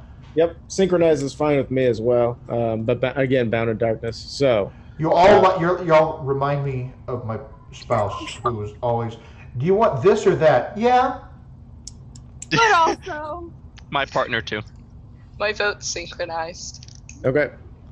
All right, we'll go for Synchronized, and y'all can maybe at some point, maybe something will happen in the story where you get to be bound in darkness. Yeah. Like something to keep in mind, right? You might end up setting up your own score to bind yourselves in darkness, right? And I mean, I live in the Deathland, so I am bound in darkness already, pretty much. But yeah. Okay. Crew upgrades. So you have 2 crew upgrades. We already talked about the hidden lair. Prowess training means when you take the downtime action to train, and you train any of the abilities in the prowess category, which are finesse, prowl, skirmish, or wreck, you get to mark 2 XP instead of 1. You already have that. That comes with being shadows. Period. You can pick 2 more upgrades here. You could have a boathouse or a carriage house. You could have a cohort who's a gang or single expert NPC who works for you. You could get master level training, which means that you could eventually have level 4 action ratings, but that takes 4 upgrades to unlock, so you can't do that yet. Quality, which means that you improve the quality rating of all of your items of that type. Could be documents, gear, implements, supplies, tools, or weapons. You could have quarters so you can live in your lair. You could secure your lair. You could have an additional training upgrade. You could have a vault to increase your storage capacity for coin, or a workshop for tinkering and alchemy in a small library. Oh. And then I those really are the ones like anyone can get. workshop. Wait, those are the ones anyone can get. You didn't even go over the ones that the shadows are specific. Let's see. That's True. They were on the Yes. crew sheet. Thief rigging, underground Yeah. maps and passkeys, elite Elite, I have a abilities. question. scopes and steady. Yeah. Yes. Oh yeah. So for something like steady, it says +1 stress. Why That is takes it 3 something that upgrades can to be done unlock. 3 times, or it takes 3 No. upgrades? It takes. If It it takes costs 3 upgrades. upgrades, why would you spend time on it for 1 extra box? Because Stress is kind of what the game revolves Yeah, around. this game is in many ways a stress management game, sort of in some ways, sort of like Torchbearer Amnesia. or Darkest Dungeon. Yep.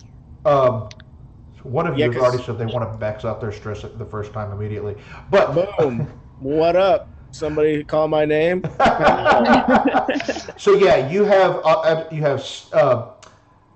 could get an extra stress box, or you can get thief rigging, which gives you extra load of tool or gears, underground maps and pass keys, which are exactly what they sound like, or if you have cohorts of the rooks or skulks type, they get a +1 die for quality rolls.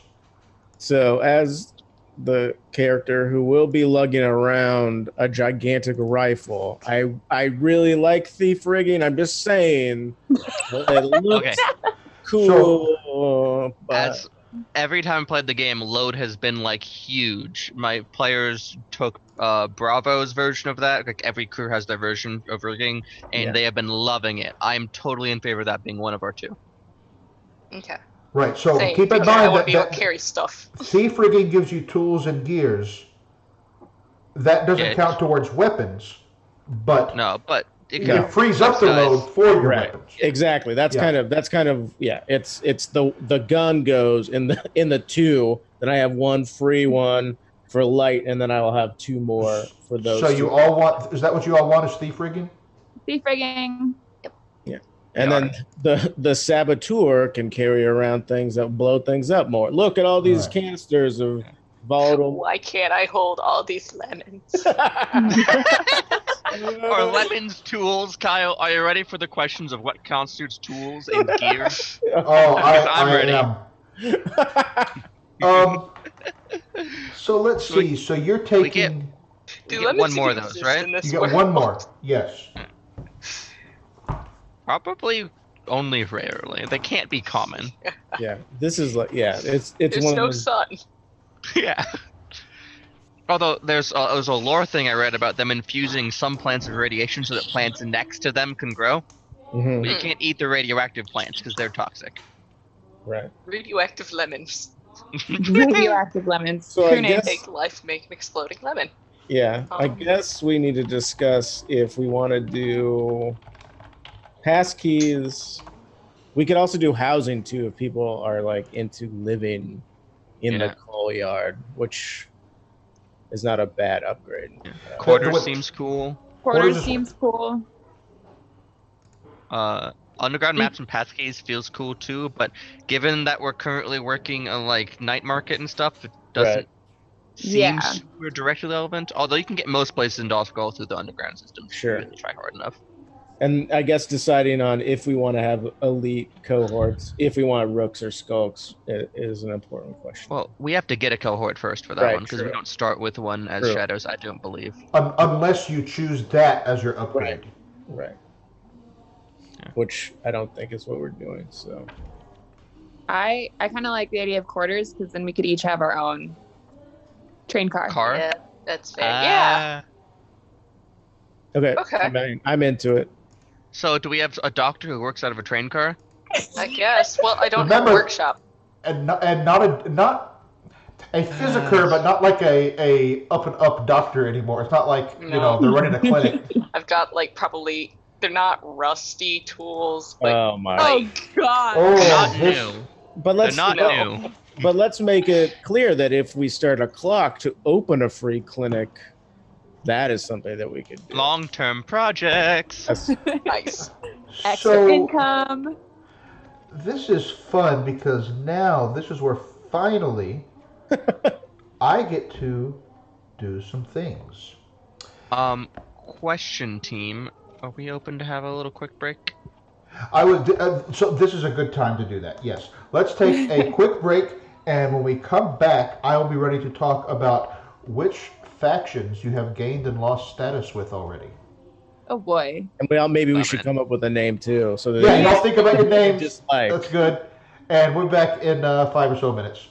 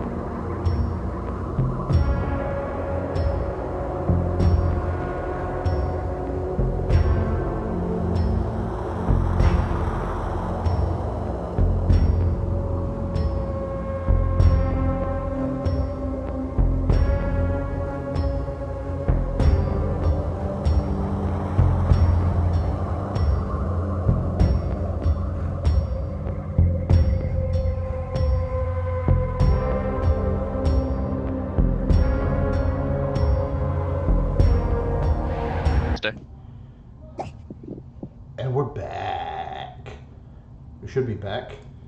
Hopefully. back. All right, we are going to talk about, first of all, y'all think about your name. Talk about it while I do a thing here. So, we have the Dark Moon, River Snakes. I suggest we combine them. Into Moon River. Oh no. Okay. Moon River. Yeah. See. All right. That But Moon snakes. as long as we can say whatever the snakes rule at the end, I feel like moon snakes rule. It's like. Oh God, no! My home group has these memes.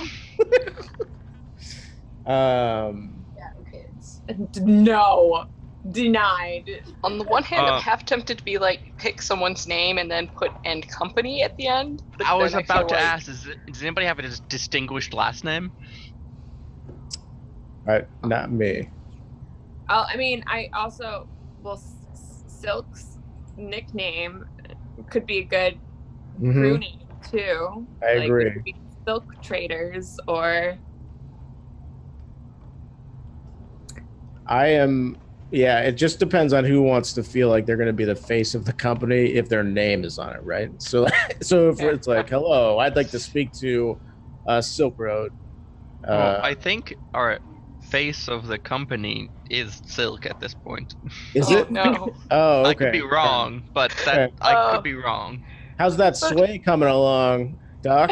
You got that going? That is not where I put any dots. Yeah, I mean that's my assumption. Based on okay. I but like, that's okay because I did put one in command. I have a chance. So that's instead of sway, it's always command. Got it. I like I will this. command you. Yeah. Do it or else. Purchase this product. I have worked with people in the food service industry. That is how they interact with customers. So accurate. I have sway, but just a little bit. But I'm weird. It's perfect. Strangford and Company. Okay, but Strengtherd is that would get us in trouble. All right, that's right. Because that's a Leviathan hunting noble's name. That's true. Okay. Yes, and no one knows Okay, you. no. I Let's not don't do that, exactly share my name very often. Like Okay, it's just not something fine. she says much. I like the sound of Rhodes and and Company. I was about to say and Sons. Roads and dudes. Roads and sons and snakes, man. That's it. Road Snake. Road snakes rule. Okay, I like it. We also need to invent motorcycles because I feel like if we're not, We need gang. to have cool leather jackets with snake faces on them. All right, I'm into it. who's going to die so we can make you as a whole that is actually a motorcycle? I mean, Moreland volunteers to become a whole that turns into a motorcycle so everyone can ride him all the time. I mean, listen, we do have a seamstress in the group. Could make some rad leather jackets. True. We should Start a get new that. fad. So this is going to be Gangs of New York style, where we all dress up in a very Like similar. snapping into Yep. the scene. Snapping, No. slicked back hair. When you're a I'm road sorry snake, that we have you're a derailed this road so snake thoroughly. away from your first death cigarette. Anyway, sorry. Are we hawkers now? Yeah. I'm just gonna. I know too much of the West Side Story soundtracks. All right. We could do Hell's and Company. Yeah. I That mean, sounds cool too. What about Okay. Hell's Bells? I mean, I feel like sure if they have phonographs, right? If we start this crew to become a band, and that's our first single, as the intro to our Hell's Bells. Okay, that's not the way we're going. What? A band. Shadow band. Oh, I'm sorry. All about being sneaky and loud. Yeah. No, it's our cover ID. We're cool and professional, but we also rock the mic. Hell yeah. Oh my god. I feel, Cole, we're on the same wavelength right now, Cole. We are. Sorry, excuse me. Hells yeah, because it's my last name. All right, I'm into it. Have we decided? Have we reached the... Okay, I think it's Hell's in something though, or do we not like that? Hell's Company? Maybe. We can pick a different name. I mean, we don't have to go with my last name. Y'all are choosing, not me. It would be Hell's Silk. Hell's Silk. You know, like in that it's Hell's, but it has like the suggestion of being possessive, like as a name. Silk. Blah. Yeah. So then we like have a front of selling fabric. Silk. I don't know. Fuck, I don't know. Welcome to Hell Silk. Rhodes I'm Hell. and Associates. Mm. Sound like a consulting organization. I mean, that's Rhodes works. Yeah. For me, I don't mind. So. I like that eyes just does not fit into this nicely at all. I've been thinking about that. Eyes and Company. All right, here we go. Hello, it's me, Eyes and Company. We could just go meta. Oh, go. I was gonna say we could just be the eyes. I mean, we are in the night market and we are doing espionage in the night market. No. Night Eyes. I mean, it seems a little bit on the nose, but It's a little on the nose considering one of you is named Eyes. I mean, if we can't be a band and they're not the lead singer, I find this hurtful. Because if we're the eyes, it needs to be the. Okay. We could go meta and just be Maxwell and Company. The Eyes of Hell. Actually, Says that randomly. doesn't says sound bad. generated. Maxwell and Let's Company. call ourselves Lens Crafters. Let's not pull in my name. Yeah, I feel like maybe Maxwell and Company is the greatest name that I've ever heard. Oh, you're so off topic. Kyle looks so uncomfortable. I'm sorry. Okay, we'll stop with that. Okay, fine. So y'all are not going with the River Snakes or the Dark Moon? I No, don't we want left those behind. Well, They we're died. going. There are no Bad, river bad, snakes. Yeah. Snake Eyes. Oh, please, no. Okay. While y'all are thinking about it, let me tell you some things. Okay. Sure. When you Please got reprieve. your lair and your upgrades, it came at one faction. The Railjacks helped you get your upgrade. They like you.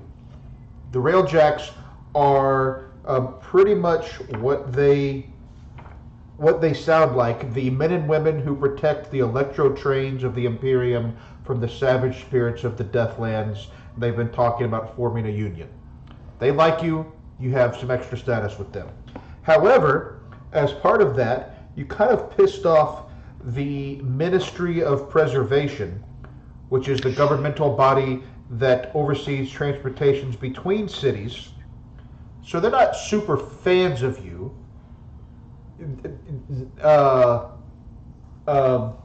Somebody has a comment on that? Oh, they're just a big deal. They are a big deal. They are a very high tier. We should pay them. So you can the Railjacks, you could spend 1 coin to repay their kindness and get even extra status with them, and the faction and the Ministry of Preservation, since they don't like you and you have this bad status with them, at your option, you could spend 1 coin. You have 2, only 2, to mollify them and take 1 status with take not as bad negative status with them. Before you make that decision, I need to tell you about the faction and your hunting grounds, however. So your hunting grounds that you have established in Nightmarket was already claimed by a crew of thieves and spies known as the Wraiths. You can either pay them off and give them 1 coin in exchange for giving you room to work. You could pay them an extra 2 coin as a show of respect and get extra status with them, or keep your money and take negative status with them. What is their name again? The Wraiths? The Wraiths. yeah, They are a mysterious crew of masked thieves and spies. Okay. I feel like they're edging in on our conceptual turf. We must eliminate them. I mean, that's what I am feeling as well. Like, mollify them. No. Eliminate them. Oh. Totally so, like, your choice. on the one hand, I like the idea of moving that direction, but to start, I don't know how feasible that is. War sucks. War sucks. But as Nat correctly pointed out, the Ministry of Preservation is a much bigger deal, and you are close to war with them because you basically took some property from them. So you may want to save your coin and deal with the Ministry of Preservation. You got to make some choices. Yeah, I mean, that's the thing. The Ministry of Preservation, to me, is almost like automatic coin, because I don't want to get... So I don't want... What tier are they again? Tier 5. Yeah, nope. Yeah. Like, Okay. their choices affect the Empire, not Doskvol. Right. Okay, so you're going to pay them, so you're going to be down to 1 coin. Now, you have 1 coin left. Do you want to do anything with the other 2 factions, that is the Wraiths or the Railjacks? You don't have to do anything with either of them. You could just stay the way you are. I mean, I don't want to do... I mean, the Lampblack's kind of like us, so that means it's like 1 tick up, right? Or whereas neutral... Railjacks are currently 1 up with you. Right, Railjacks. Or you're 1 up with them, rather. You could pay them an extra coin and get up to +2, or you could just stay the way you are. Right now, they like you fine. Right. So the Wraiths, it's if we pay them, we'll be neutral with them. Correct. Because then you're paying them to give, and they're like, okay, we'll give you some room to work here. Up to you. Completely up to you. I mean, we're not really... Our crew isn't really aimed at fighting turf wars yet. No. But... Yeah, I don't know if we want to give away our only coin to the Wraiths. I wouldn't be worried too much about like trying to hold on to a coin, because I feel like you're going to get some spending coin. Spending a coin to improve your status with somebody is generally more than a coin we usually do in the game. Okay. Because a coin is legitimately in the game like a suitcase of money. It's a personal silver is the description of 1 coin. Oh, okay. Is it all right? Okay, well, I'm fine then with spending it on the Rays, just so we don't have anybody that hates us too badly. Yeah. Because one of the things that messes up having a hidden layer is people trying to find you because right off the bat. And then, But it's all up right. to you. Is that what you're wanting to do? It's up to everybody okay else. That's just I'm my... up for that. Yeah. You pay them off? Okay. All right. That's fine. All right. Now, you have some potential contacts that you can have. And it could be an explorer, a blue coat, a deal broker, a collector, a noble, or a tavern owner.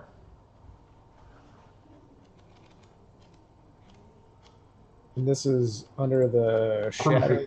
This is your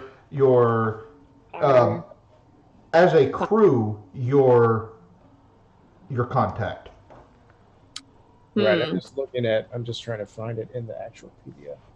It's on page 116 in the book. Okay. It's also in the crew sheet on Roll20, right? Yeah. Yep, Yeah. you pull it up and you'll see it there. All right.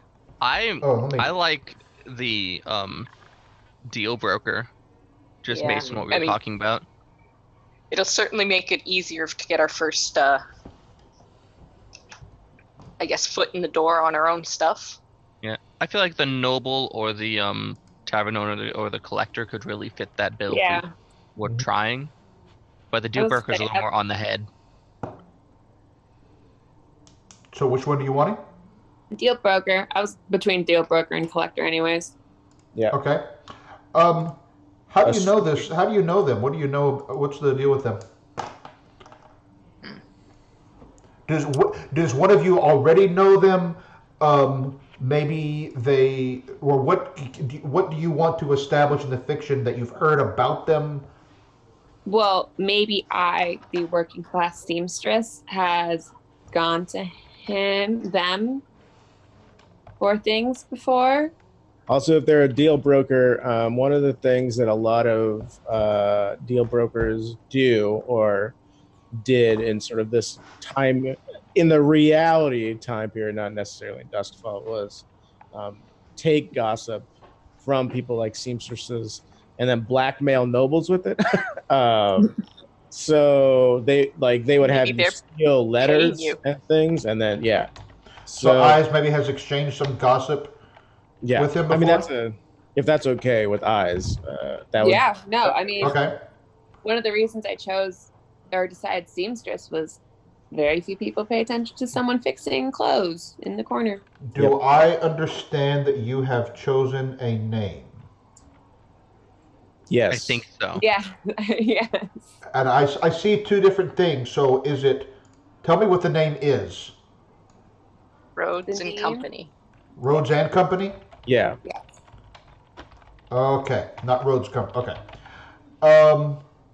Rhodes and Company it is. You've got all those things. We've dealt with. Ooh, I can put that in. Tell me how the four of you got together. Woo! Did some of you already know each other? Maybe Amancio helped put you together? I feel like Maybe. me and Morley? Sorry. Moreland? Moreland. I feel like maybe I could have met Moreland perhaps through my witch friend when looking for stronger vices. Mhm. She could have been like, hey, I've heard of someone who's been smoking things that are not of the city. Yeah. I mean, I would go to your witch friend to talk about cultivation of herbs and other things too. So if you want us to have been connected through that, I am 100% in there. Okay. How about the other two? How about are we still over with Silk? Oh, so it's Silk Roads and what was Amalia? Of Malia. Yeah, of Malia. I think I'm gonna pick up the alias of Echo, but I'm not sure she uses it a ton. So how do I mean, I would be very interested in also knowing sort of a doctor as well. I mean, So like if Moreland connects us all together somehow, I'm totally comfortable with that. Moreland, in my mind, is sort of like somebody who collects relationships when they deal with things that they're interested in. And so I can do that. Or, if you guys want to branch out and know each other for different reasons, that's fine. But Moreland is more than happy to know all of you. Okay. So maybe Moreland, maybe Char is sort of is also at the center of some of this. I mean, yeah, he definitely has his own plan that is like make money, and so if he knows other people are looking to do that, or get it information, they will definitely sort of attract people or attempt to at least. All right. I haven't figured out the details yet, but I feel like of Malia knowing Eyes feels right. I'm just haven't. Since you're both landed whisperers, on it that yet. makes sense. Yeah. Okay. No, it makes Whispers. sense to We me. can figure it out as we go. So speaking of as we go, Hey. we're gonna zoom in now and do a quick score so we can get those wheels turning. It's not going to be a full, prolonged, large one, but I have an idea for a way to pull in some things. So, the four of you are find yourselves in an old boathouse. This boathouse is right on the canals, not at the major sea docks, but the canals in the city. And you're in this boathouse. So this boathouse has has a couple of small smuggler boats in it, and this is the headquarters of a group known as the Foghounds. The Foghounds are you're meeting with their leader, a woman named Margette Vale. She is a very quiet person. She looks like Kate Beckinsale in Van Helsing. Yes. Oh God, I had the biggest crush on her. I mean, honestly, yeah. So she looks at you all and she tells you that they are doing a job to move some weapons out of the city along the river, upriver. Char, maybe you helped bring this together because they are smuggling these weapons on behalf of the Deathland Scavengers. They can handle the movement of the weapons. What they need is assistance making sure that the Bluecoats don't cause them trouble. And what they specifically want is someone to sabotage the boats being used by the patrols that night. Or if you have another way to go about it, that's fine. They want your help making sure that the Bluecoats leave them alone. Char, maybe you helped set this initial meeting up. Somebody that maybe you know Margette. Do you know maybe somebody else that knows that was the one doing the deal with the Foghounds? Yeah, I mean, absolutely. I would imagine that with Char's dealings with trying to smuggle things in and out of the lightning barrier and try and preserve things that don't necessarily grow in the city, the Foghounds are definitely a crew that, while not nearly in their league, that Char is associated with. So, yeah, I mean, Char is going to turn to the three of the rest of the crew pretty much and say, right, so it's not necessarily what we're looking for, but it is coin. And we'll pay you 4 coin for your help. Only 4. And it's not that big of a job. And we're the ones that are going to be going upriver. Moreland kind of squints at the damp. Now, how tall are you? Because Moreland is okay. Because Moreland's like really short, like 5'3" if we're doing that. But he's wide, so we're probably about the same height. Okay. Then. All right. So Moreland like squints at you and is just like, you should just be happy for the coin at this point, and turns towards. Let's see, Rhodes. What do you want your character's name to be used here? Rhodes works. Okay, I just want to make sure. Turns to Rhodes and is like, I thought maybe we could use you for some of your more esoteric abilities. We're gonna need a way to get rid of these boats.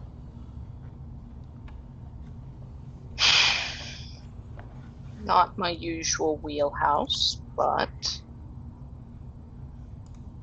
I'm sure I can do something. All right. So Shard turns also then to Eyes and is like, Eyes, what do you think? Doable? I believe it's doable. 4 coin acceptable to all of you, and sort of like dagger eyes echo. 4 coin is better than none. Okay. It's a small job.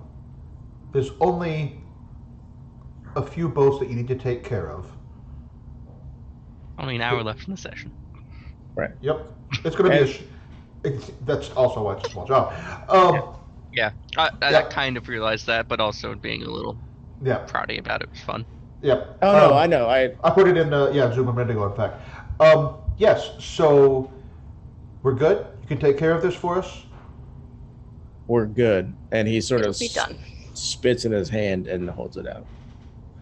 She she kind of stares at you hard for a moment, puts out her hand, shakes it, and says, very well. If we have any trouble, we'll know where to come looking for you. So, for those of you new to Blades in the Dark, there's not a lot of your characters do a lot of planning. We don't do the planning on screen, as it were, right? That's how, so we kind of abstract it out. So, you can look at your character sheets and you can see different ways that you're gonna potentially go about this, right? Let me pull up an example.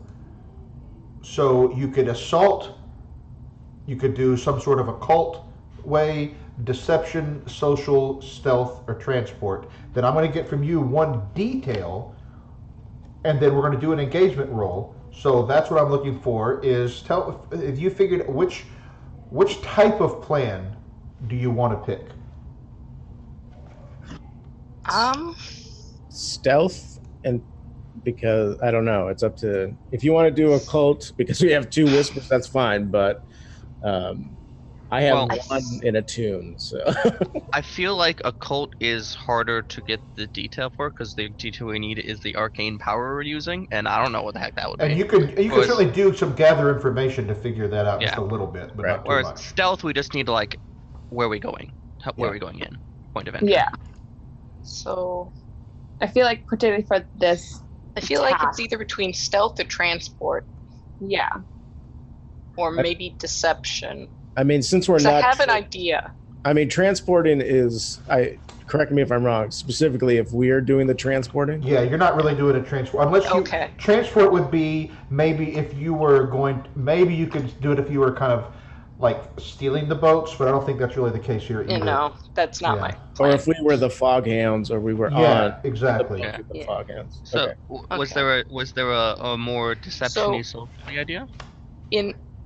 By method, what specifically mechanically is that referred to? Like how do you what? Yeah, what's your method I of definitely have deception? a how. Okay. It's definitely have a Pretty narrative, to be honest. It's not like this influence mechanics a ton. Yeah. Okay. So because again, it's sort of like your characters did a whole bunch of planning, figuring out who to talk to and whatever. So, what's your idea? Mm-hmm. So my idea is making use of my tinkering skills to lace the canals near the police boats with some very handy equipment that will stop them dead in the water. Quite possibly preventing them from raising anchor at all. Is that deception or is that stealth? I don't know. That's why I'm asking. When you say putting some stuff in the water, what do you mean putting stuff in the? What kind of? You mean arcane or do you mean physical? Physical. So like some nets or something? More like they're not going to be actual mines because they're not going to blow up, but something to that effect that just like blocks floating your caltrop route. Right. Some sort of Floating subterranean caltrops? sabotage. Yeah, something like that. Yeah. Okay, that's probably more stealth. I think of deception as you're talking to somebody. Right. Like if we go up to the Bluecoats and we're like, hey, let's get a drink and then we'll take over watch for you. That's kind of like And if you're not sure, you could do a gather information in some way to figure it out. Right.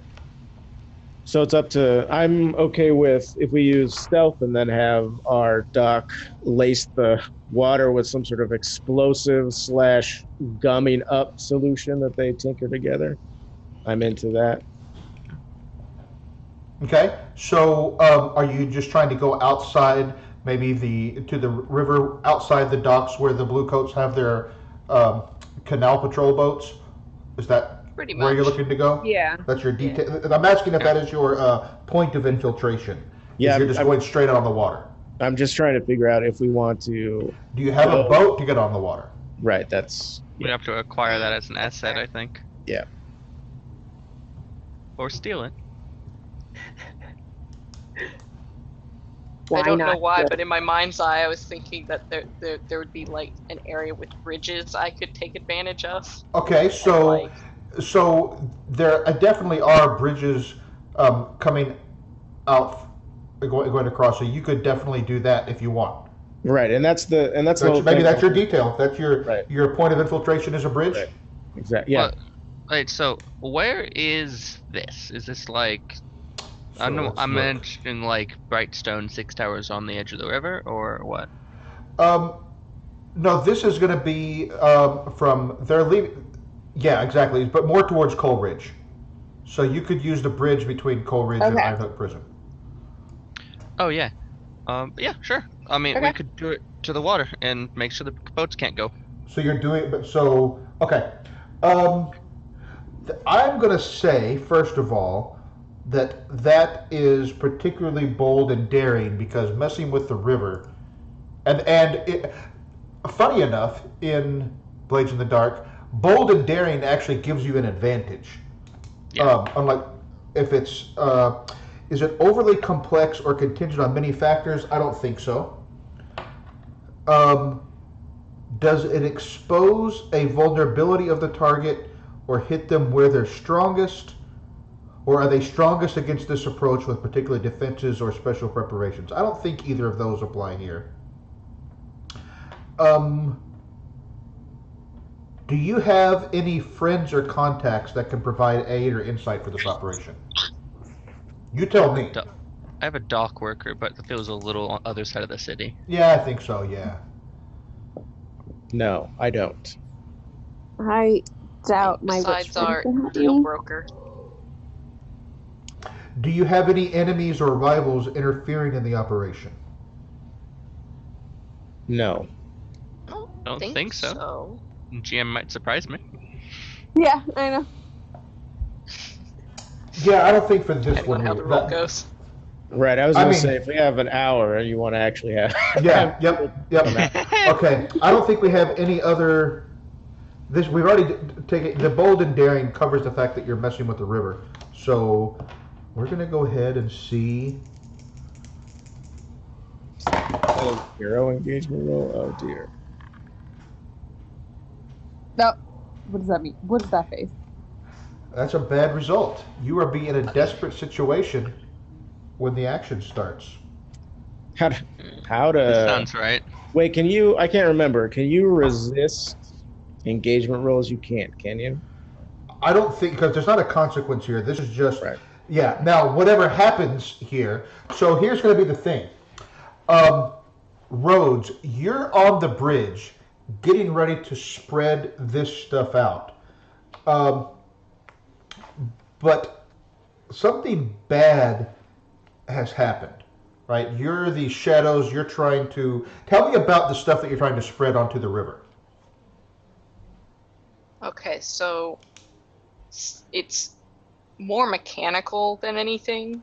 Like I'm literally trying to I fixed the buoyancy of these like caltrops, for lack of a better word, assuming that boats have engines in this setting. If not, this might not work. But the point, the nice the ones idea do, is at to least. get them Dumb caught in the actual rudders and can't think of the word for that spins underwater. Propeller. Yes. And pretty All much right. shred it. So as you're doing that, oh, I'm sorry. You all need to pick your load. I Oh, yeah. got ahead of us. Okay. Right. We should have done it before the engagement roll. Pick your Yep. load and tell me what your load is. Ooh. Does that happen before the engagement roll? I've always It been running shouldn't. it like immediately after engagement I roll. don't think it really matters. It listed in the book before, but we're fine. Oh, yeah, I was just wondering because that's like a learning the system thing. My load is going to be light. Okay. I have a fine long rifle, You don't have to decide Yeah, what you you can have decide. yet. Oh, that's Yeah. right. That's right. I forgot. I was like, let me pick the things. I know what they're going to be. But yeah, it's Rhodes, gonna- what's yours? Oh, I went with normal. Okay, perfect. 'Cause I'm carrying a bunch of stuff. Sure. Yeah. Amalia?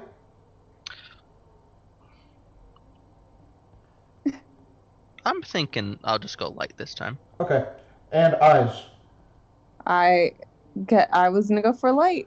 Okay, that's fine. So Rhodes, this makes sense. You're all going light except for the person dropping the caltrops, right? Yeah. So Yeah. the problem is this, Rhodes. You're up on this bridge, and it turns out some of the blue, as you were walking across the bridge, you kind of stood out a little bit more, not a lot, but a little bit. And some blue coats were keeping their eye on you. And just as you're about to dump the stuff over the, hang on. Man, Uh-oh. the blue coat dogs, let me tell you. Yeah. Yes, please. Well, the stream heard me yelling, but y'all didn't. So, yeah, these blue coats come running up, blowing their whistles like Victorian police to stop you and arrest you. You can see these are big, burly men, and one of them has a dog. What do you do? I mean, don't like dogs. And I'm going to take myself and my caltrops.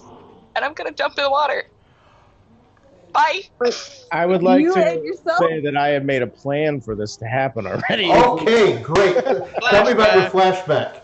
Sure. So the flashback is since Char was the one who knew about this job before anybody else, they scope out the bridge a little bit and notice that there's certain patrols.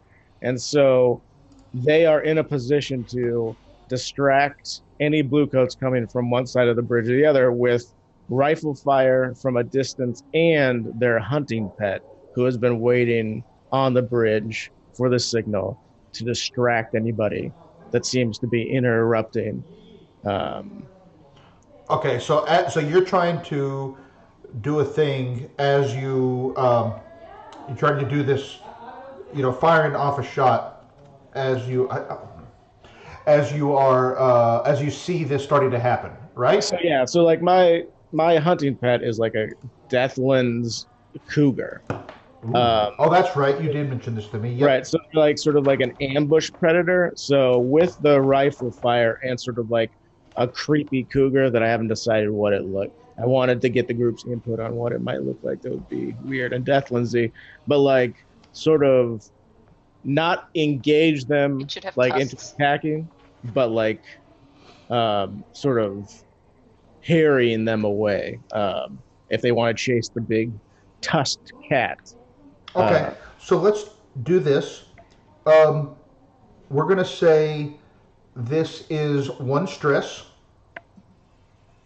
And Can I push myself to make it more effective?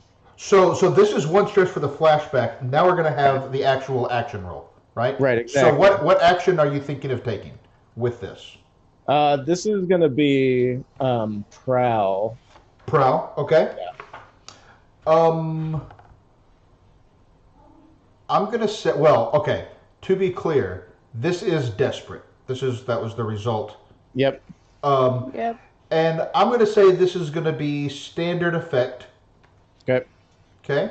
You can, and anyone, not just the GM, can offer a devil's bargain for an extra die. Mm-hmm.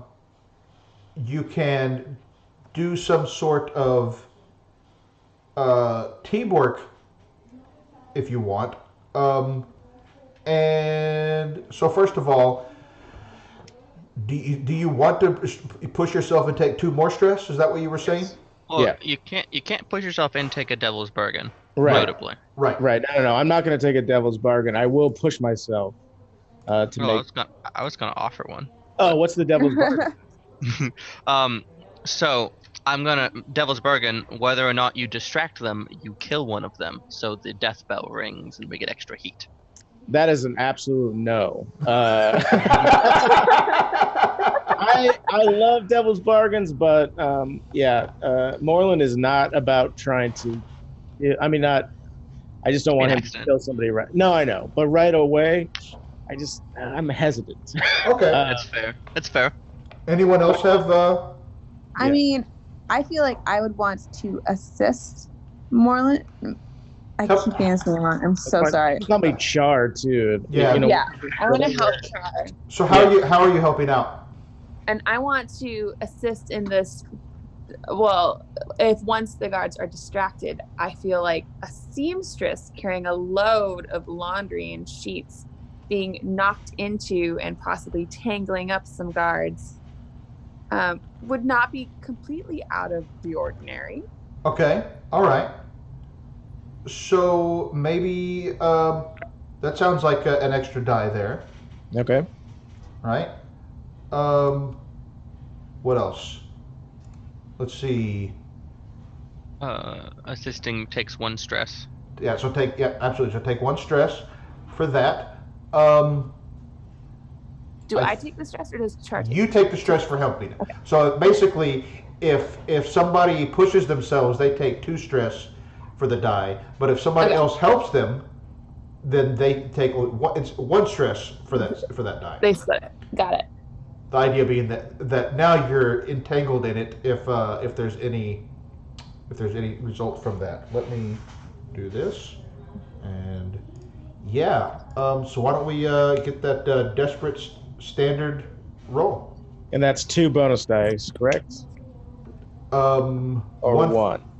There was you were pushing yourself, right? Right. And 1 from the assist. Right. I just wanted to make sure that Yep. it was. Yep. Okay. I'm with you. All right. Let's see. Critical success. Critical success. Oh my gosh. Yeah. Very nice. As you do this, Nice. several things happen. First of all, you fire off this shot, and when you fire off the shot, the blue coats look up. They're like, it's a pretty nerve-rattling sound. The Deathlands. Tell me about this Deathlands cougar that leaps out. Right. So it definitely is larger than I don't know a lot about the etymology. Let's figure it out. Sure. So it was suggested that they have tusks. So I would like them to have 2 sets of tusks that sort of pierce their flesh up and down. And so it's kind of painful for them to open their mouth a lot of the time. But they are definitely about 9 feet long. They look a little bit. So I don't know if anybody knows what a mountain lion looks like. I do. Actually, my D&D companion is a mountain lion. Cool. So it's a little bit more gaunt than a mountain lion. So a mountain lion is kind of a little bit thicker and like furred. This is definitely a little bit more gaunt. Has those tusks, and it is, like I said, like 9 feet long, including the tail, and sort of just like. I want to say instead of the golden color, it's just a little bit more sort of like a silver, sort of incandescent, and a little bit less fur and more spiky, if you will. Ooh, it should be like incandescent or iridescent, like butterfly wings. Yeah. Sorry, yes. Iridescent is good. And that I feel like that describes it. Okay.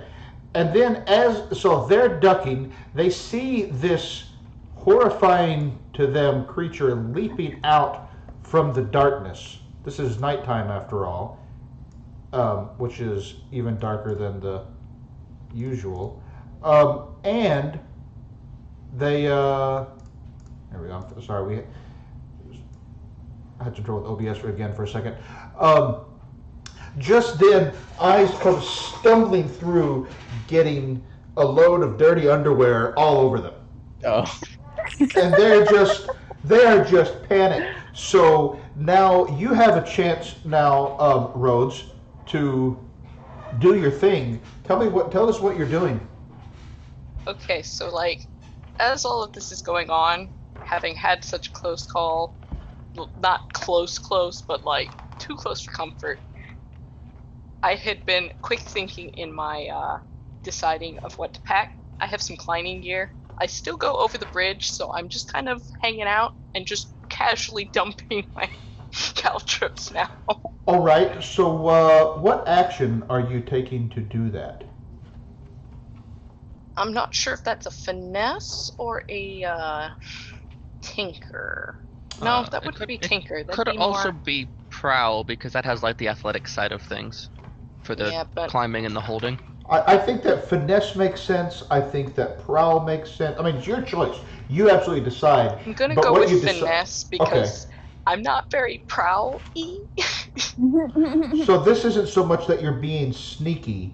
What is it that's graceful or subtle about this? What are you trying to achieve? You're trying to hang there and drop this stuff? So, like, I'm trying to take advantage of the confusion and just kind of disappear briefly from sight. But not like in a sneaky way, just that kind of, oh, you lost track of me. Okay. And like, I clipped my little thing, I just rolled over and went. All right. So I'm going to just give this risky standard. Okay. Oh, I should have noted, and you may have already done this, just hold it there real quick. When Char did that, that was desperate, so make sure to mark an XP in the appropriate. And you mark, okay. All right, so now, Rhodes. Yeah, that's going to be risky standard.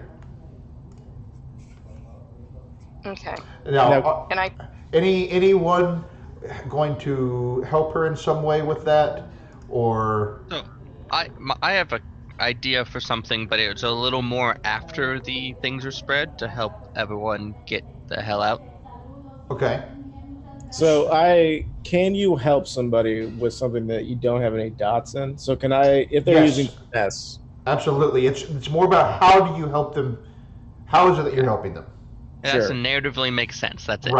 Right. I mean, I think again, since and this is totally if you want my help, Moreland is more than ready to sort of like have led you by the bridge and been like, okay, this is sort of the deal. This is where the job is going to take place. You know, some of the things you might need to be aware of. This is what I'm going to do. And just kind of like look over the side of the bridge and say, oh, I hope you're not squeamish because you might need to go over here, and like help you tie ropes or do whatever to sort of like, here's the blind spot that you would need to hit.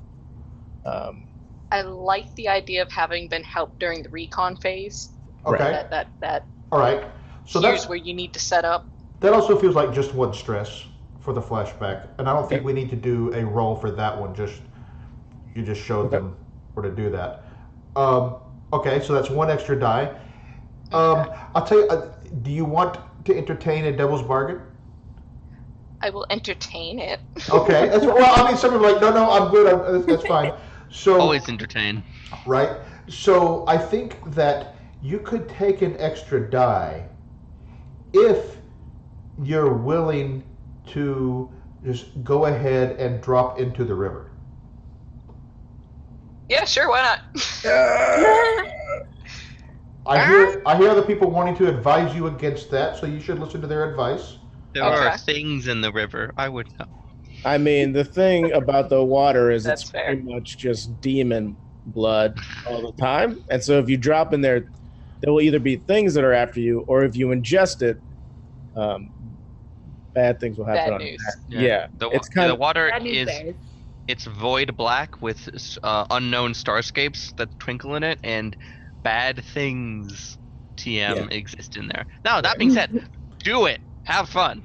Right. I mean, if you feel like you want to jump into the water, do it. I'm just saying, like, narratively speaking, and in this universe, jumping in water is not the same as like, oh, a fast. I'm just going to swim to safety. Yeah, exactly. There's probably tentacles involved.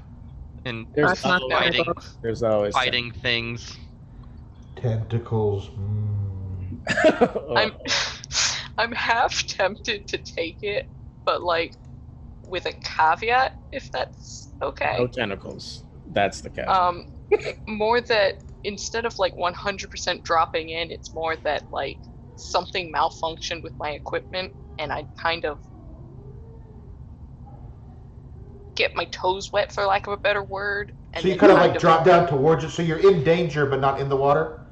Fair. Where I touch it briefly, but like. So I think for the devil's market, you're willing to just get down close to the surface.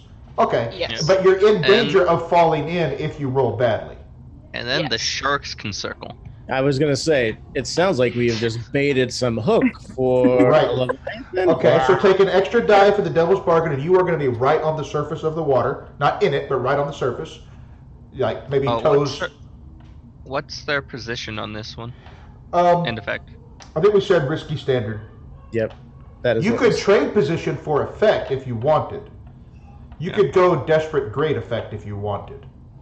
But that's up to you. I forgot you could do that. That's not an Yes. extra die, that's just changing trading position for effect. Yeah. Yeah.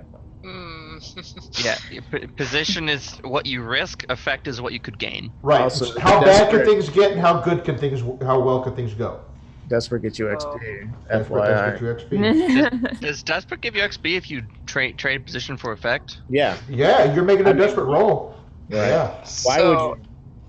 Would you do it otherwise? it's tempting. But remember, do you're like you're already taking the devil's bargain. True. So yeah, I'm just gonna. Okay, so just the two. You have 2 extra die. Yep. Risky standard. And you are down there at the surface of the water. What do we got? I didn't see. 5. That was a resistance. That's a roll. resist roll. Oh, Why Yeah. did that? Oh, come on. that is I mean, actually white as on long as white. it's- That's terrible. As It's the long same as number it's of dice. appropriate number of dice, it's Yeah, fine. The last fine. one was a prowl roll when it probably should have been a hunt. It should have. It was I think we had this. Oh yeah. The last one in the That's what thing. you're saying. Yeah. So we're gonna. How many dots do you have in finesse? I have 1. Okay, so yeah, you need to re-roll it because you should only have 3 dice total. It's too bad. Okay. Those are good numbers. Yeah. Oh no. Is there a text command for just roll X amount of die? Yeah. Nice. /R 3d6. Yeah. But that'll add it together. I mean, I guess Yeah, it but would you work, can mouse so- over it and see, or it'll show you. That's It'll true. show you. Yeah. There we go. Okay. So Fix this is it. So, you get. So let's see. You are dropping down. You get most of what you want, but there's a problem. Dun dun dun. Dun Oh, dun no. dun. Oh yeah. I mean you get it right, but I think that I'm going to start a clock. Oh, best. Yeah, Fine. yeah. We're going to start a clock. Done. This clock is. Jaws theme plays. I'm gonna start a 6 clock here. Okay, and this clock is very specifically.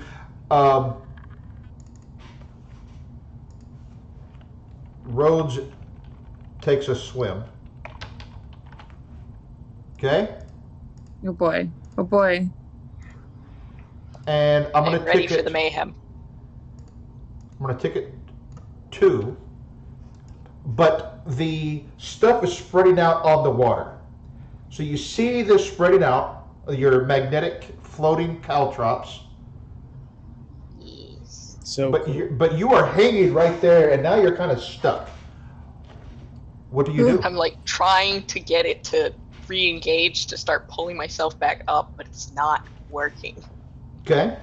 I mean, this is at the point where Char would start running towards you. So they took the shot, and it's just going to be like heading towards you. So if anybody else wants to do something narratively, but this is like, I had an idea that could help get me and Eyes involved. And that, this is nighttime. It's extra So, and dark. Eyes is already up there because she had spilled the laundry. Yep. Yeah. So, but it's good. I To, see. what does Amalia Yeah. do? Yeah. I'm thinking we could try to attune with the lights to kill him. To just think everything into blackness. Okay, so that people. That sounds like it might be like a setup. You can- Yeah, potentially. yeah, I think that, Sure. that feels like a setup to me that you're doing this and to the opportunity to help them out with what they're doing, but you're doing it first. So I mean, you could also decide it's not a setup just because it also is fundamentally changing the narrative landscape as well. let me see something here. I don't want to take too long on this. Yeah, you're probably right. I I'm fine either way. Yeah, because, yeah, I think let's do it. Let's do a setup so that you're kind of doing a roll for the attune. All right. Okay. So yeah, give me an attune. So that's going to be. I think I was going to say controlled, but no, that's risky. Anytime you're messing with, I think with the ghost field to that extent. So yeah, let's say risky standard. Sure. You going to push yourself or anything like that? I was wondering if anyone wanted to offer a devil's bargain, because those are always fun. Hey, Eyes, do you have any ideas for a devil's bargain about attuning to the ghost field?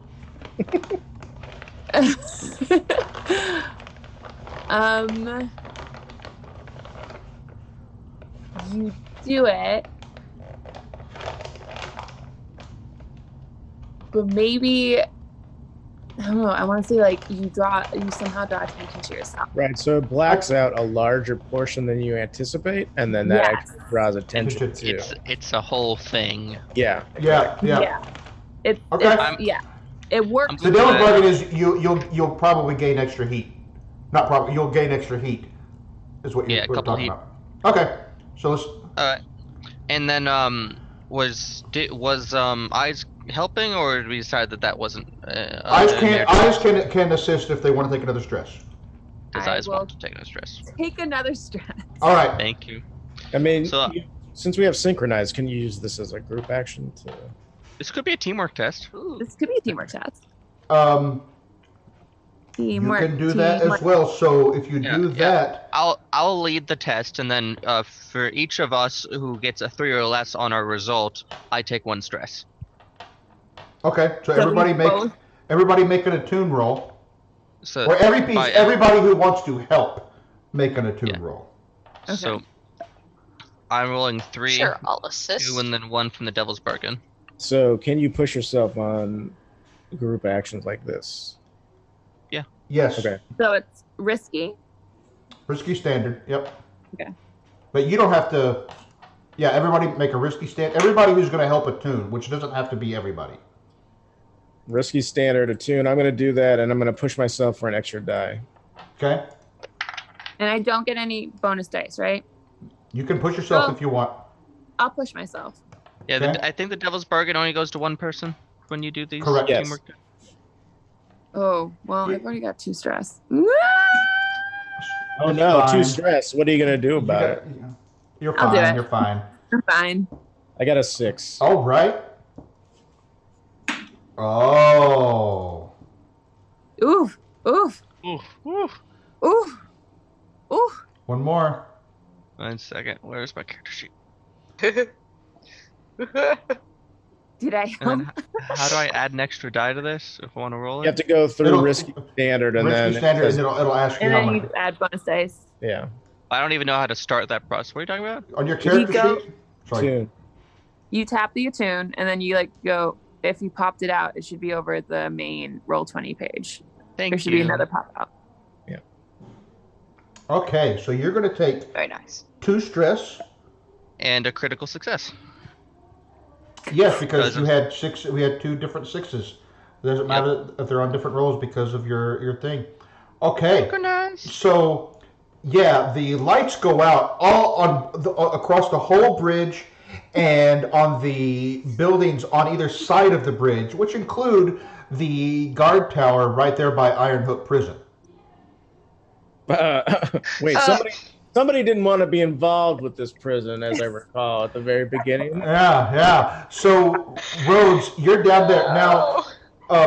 Because of that, that's it's. I'm going to say that you can have a controlled standard effect for your roll, depending on what you do. You're trying to fix the thing and get back up.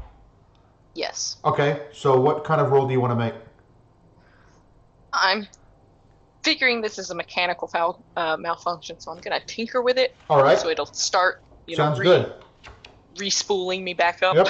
Yeah, that's definitely going to be, I think, controlled. It's controlled standard, but you could make it risky great effect if you wanted. That's up to you. Actually, you know what? Yeah, risky, great effect. That Okay. sounds great. All right. I'm gonna push myself for one more die. Fair. I was gonna say, if you need any help, let me know because I'm more than willing. That's a 6. Yeah, I'm going to say you're able to unjam it and climb back up to the top and get away. And just in time too, because at this point you see as your friends are kind of helping you back up onto the bridge because they're up. At least 2 of them are up there. You I'm gonna let you see dangle. you see several of the Blue Coat patrol boats starting to get caught up and starting to drift into each other and spin around in the water, just as your friends are leaving on the other side of the bridge back up towards the Deathlands. And you will get rid of that clock, and we're going to say that you complete your score. Yay! All right. Nice. This didn't go as badly as I thought it would. I told you we wanted to make this a short score so we can just get some things going. Not long enough to get 10 stress. So close. So close. What were you on? 6. Oh, I'm gonna participate in the teamwork test. I'm gonna push myself because I need to get traumatic. I mean, I knew what was happening there. Yes. Yes. Obviously. I was not high. I said I was going to try and do it from the very beginning, so there's no... Yeah, I was Right. You weren't lying. Right. next okay. session.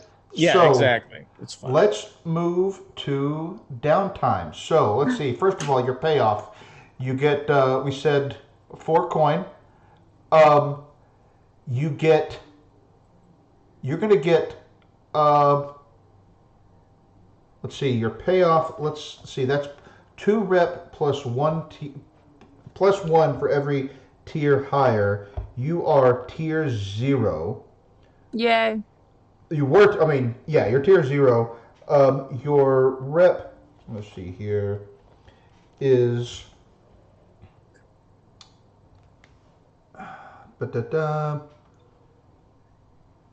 yeah, you're going to take an extra 2 rep for that because it's a tier 2.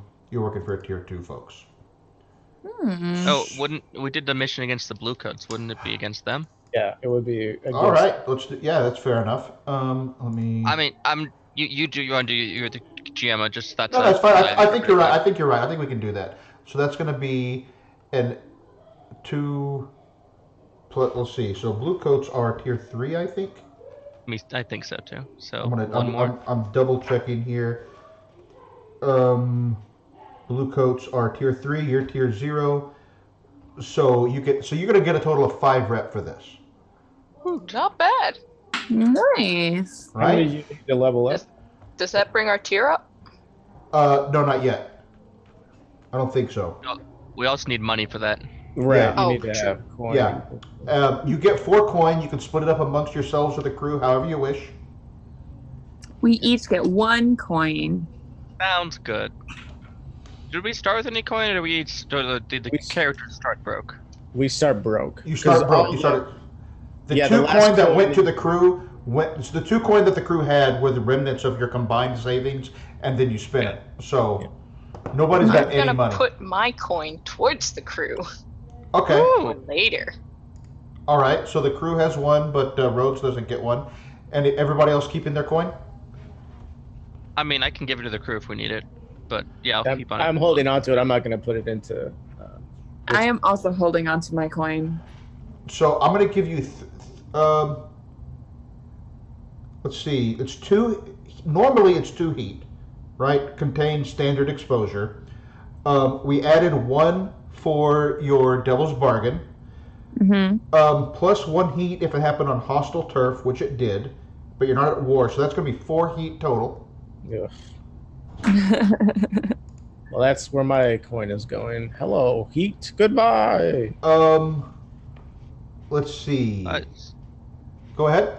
So is hostile turf just anywhere? Because I thought that was like working in someone else's hunting grounds. So you were not in your hunting grounds. No, Right. but like someone else's hunting grounds. Every place is somebody's hunting grounds. A bridge? Okay. Yeah, every place is somebody's hunting grounds. So let's see. Let's look at your wanted level is currently 0. Good. Good. I mean, because you have to get heat up to you have to fill that track to get there. Let's My see. track is invisible. Is it invisible for everybody else's, or is this just my issue? Which What's track? invisible? Like my heat track and my rep track on the crew sheet part, it's empty. Like there's nothing there. There's no circles, but I can click on randomly, and there'll be anyway. We don't need to talk. I see it. Yeah, it's fine. I see it. Somebody keeps clicking on it. I can tell because it keeps moving. Oh, we have 5 right now, and we got 4. Yeah. Okay, I got you now. All right. Let's see. For entanglements, currently you're at heat 0. And sorry, you're not heat 0. You're at wanted 0. Yeah. Yeah. Roll a number. So you're at wanted 0. Roll 2 dice, keep the lowest result. And you are at heat 4.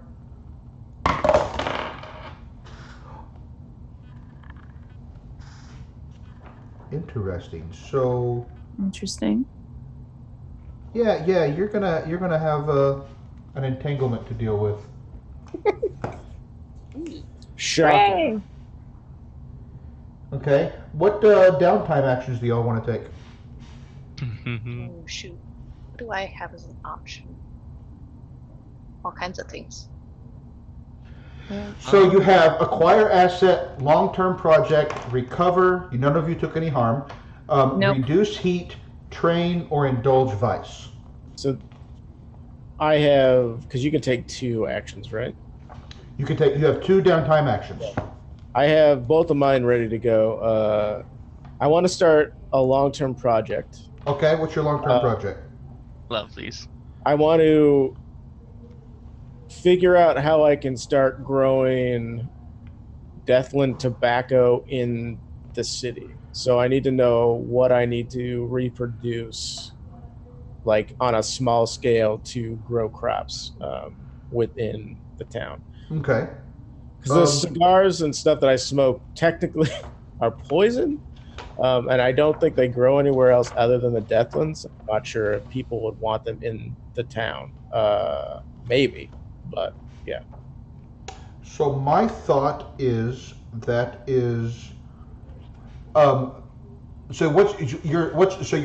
probably it's a long-term project. So Right. you're probably just first of all trying to figure out how to get them to grow inside.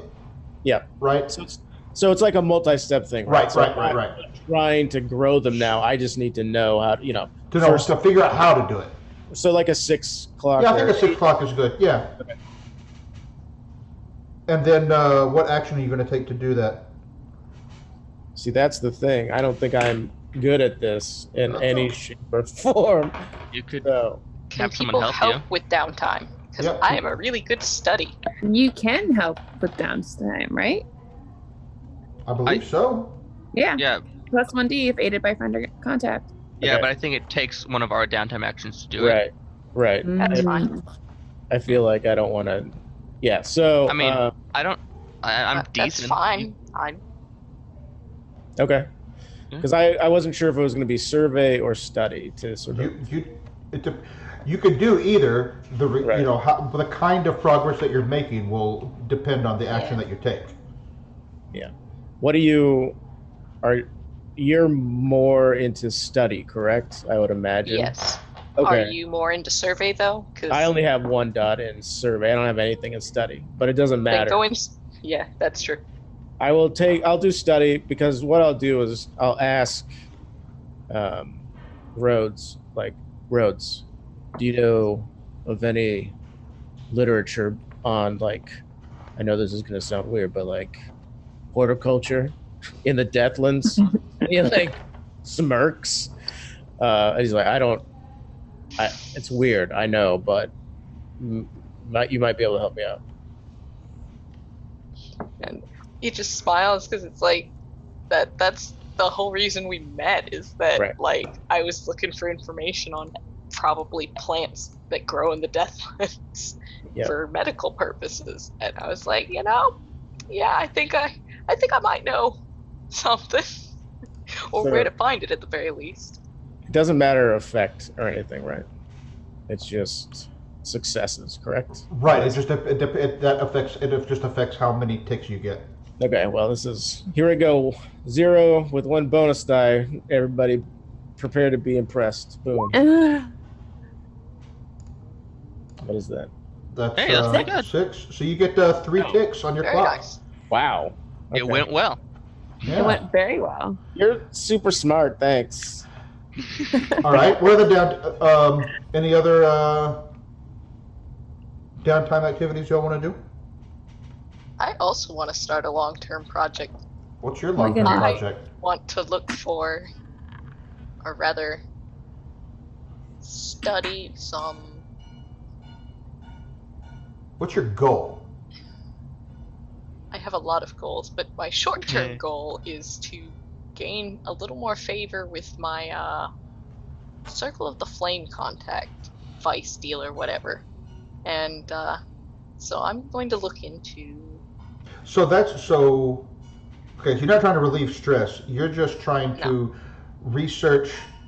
You're trying to. So it sounds like what you're trying to do is gain favor with the Circle of Flame. Yeah. Right? But for your personal favor, yeah, I think so. It's maybe you're like trying to find something that they're trying to do right now, right? Yeah, or like I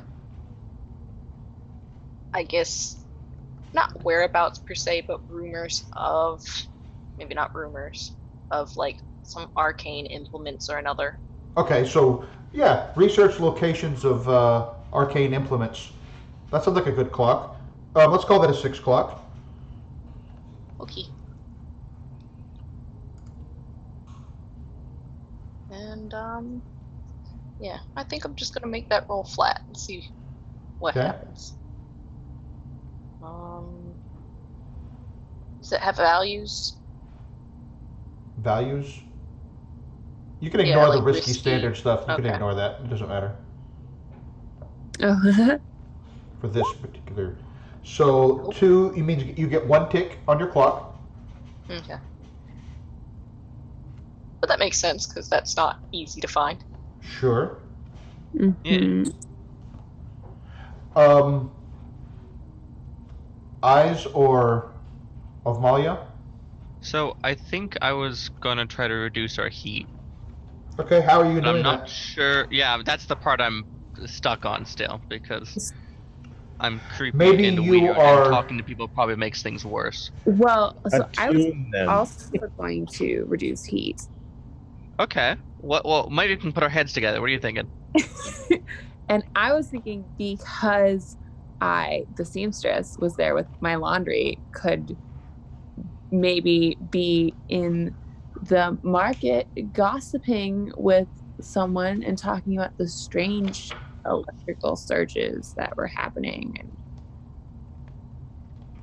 Oh, that's not a bad idea. I have a corollary concept, but I'm not sure what I would roll for it. I would be to write a lodge a formal complaint with the Foundation.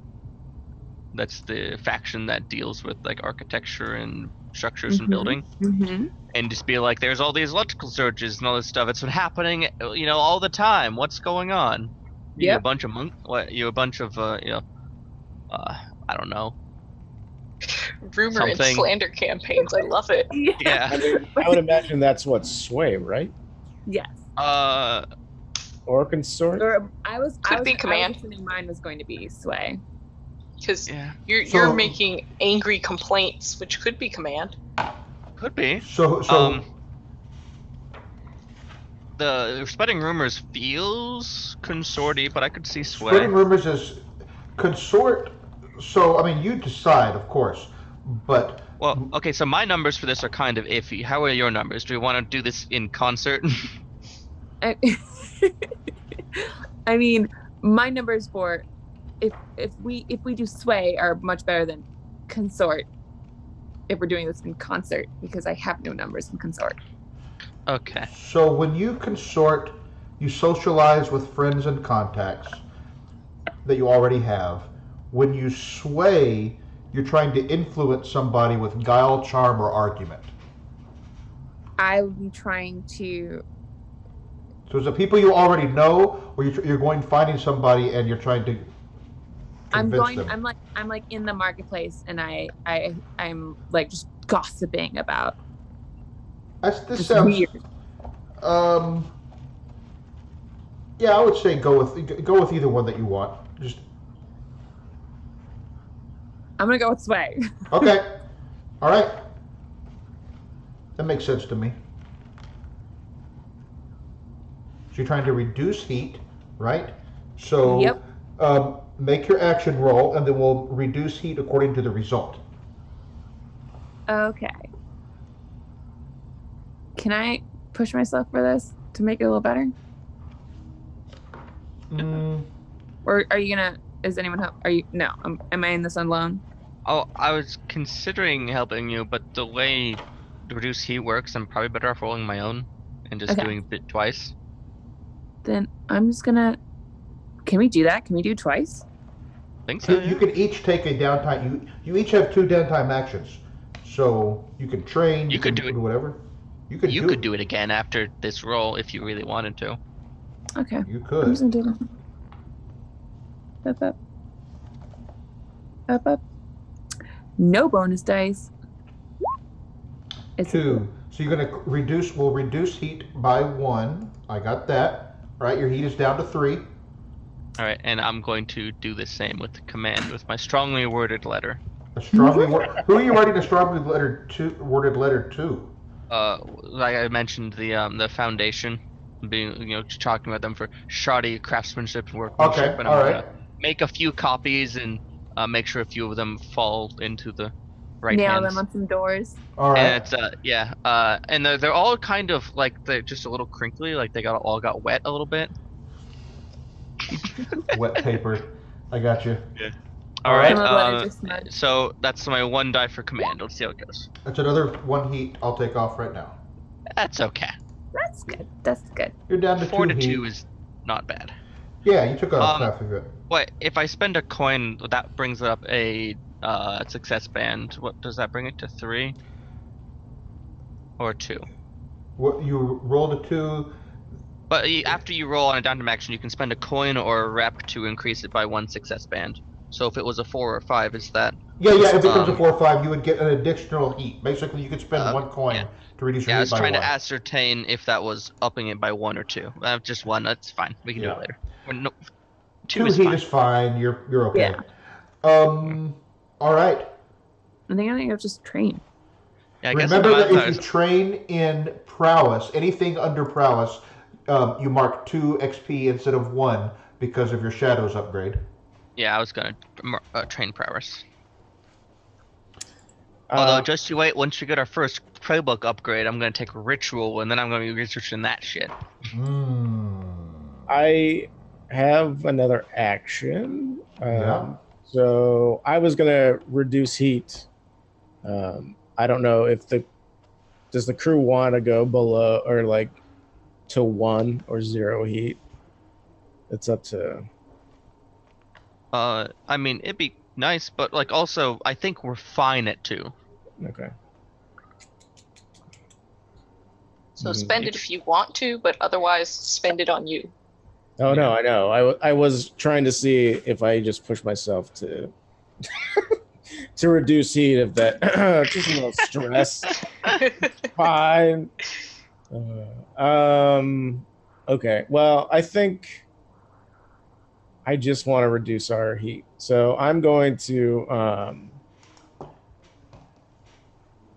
I really want to use hunt to try and reduce our heat. So how would you do that? Kill the people who are talking about us. Not that. I'm going to gather the information about other things that have been happening in the area with Hunt, and I'm going to sort of spread that around. So kind of like how the disinformation with the seamstress was, this is more like here's some actual facts about people that have been doing weird experiments in the area. So you're trying to maybe gather the information. I don't know if that would. That's not the same as influencing someone. This is you're performing on your own terms. I was just gonna gather the information about the location. Like, Okay, all right. I guess it's hunt a person, and then you can gather the. Okay, so I can't actually hunt the bridge. Well, gather information. You still roll whatever you would roll, right? That's Right. on its own roll type. So gather. Yeah, I'm not sure how that reduces the heat. Is all. Oh no, I was just gonna use hunt to do that because it says gather information about a location or movement under hunt. Right, you can do that. Right. So you can actually gather some information in general, but I don't think that's a downtime action. Okay, well then my downtime action to reduce heat is going to be prowl, and I'm going to ambush with close violence some people that were talking mad garbage about us. Okay, kind of. Throw them in the river. This might. What? It might what? What's going to happen? Increase our heat. It might increase our heat. Oh. No, people be like, oh man, don't. When we talk about, don't mention them. Don't talk about their names. Bad stuff happens when you do. Yep. And I'm gonna push myself for an extra die. Of course. Because that is. Because you want your stress anyway. Yeah. 1, 2, 3, 4, 5, 6, 7. Okay, I have 8. So next session, all I need is 2 stress. Here we go. Oh, yeah, you cleared all the heat. Yay! All right, nice. So, interestingly, right, that means that if you take that extra stress early in the next session, you're going to drop out quickly. Yep, I know. Yeah. All right, anybody have any downtime actions left? Nope. Nope. All right, let's go around. I know it's getting late and folks got to go. Thank you all for playing. What I'd like to go around is very quickly mention who you are, where people can interact with you if you so want on the internet, or if you have anything to plug, and then what your favorite moment tonight was. We're going to go around with Jesse first. Hi, I'm Jesse. Again, you can find me at Jahoos the Moose on most all social media sites. Am I doing anything in VR? Are you?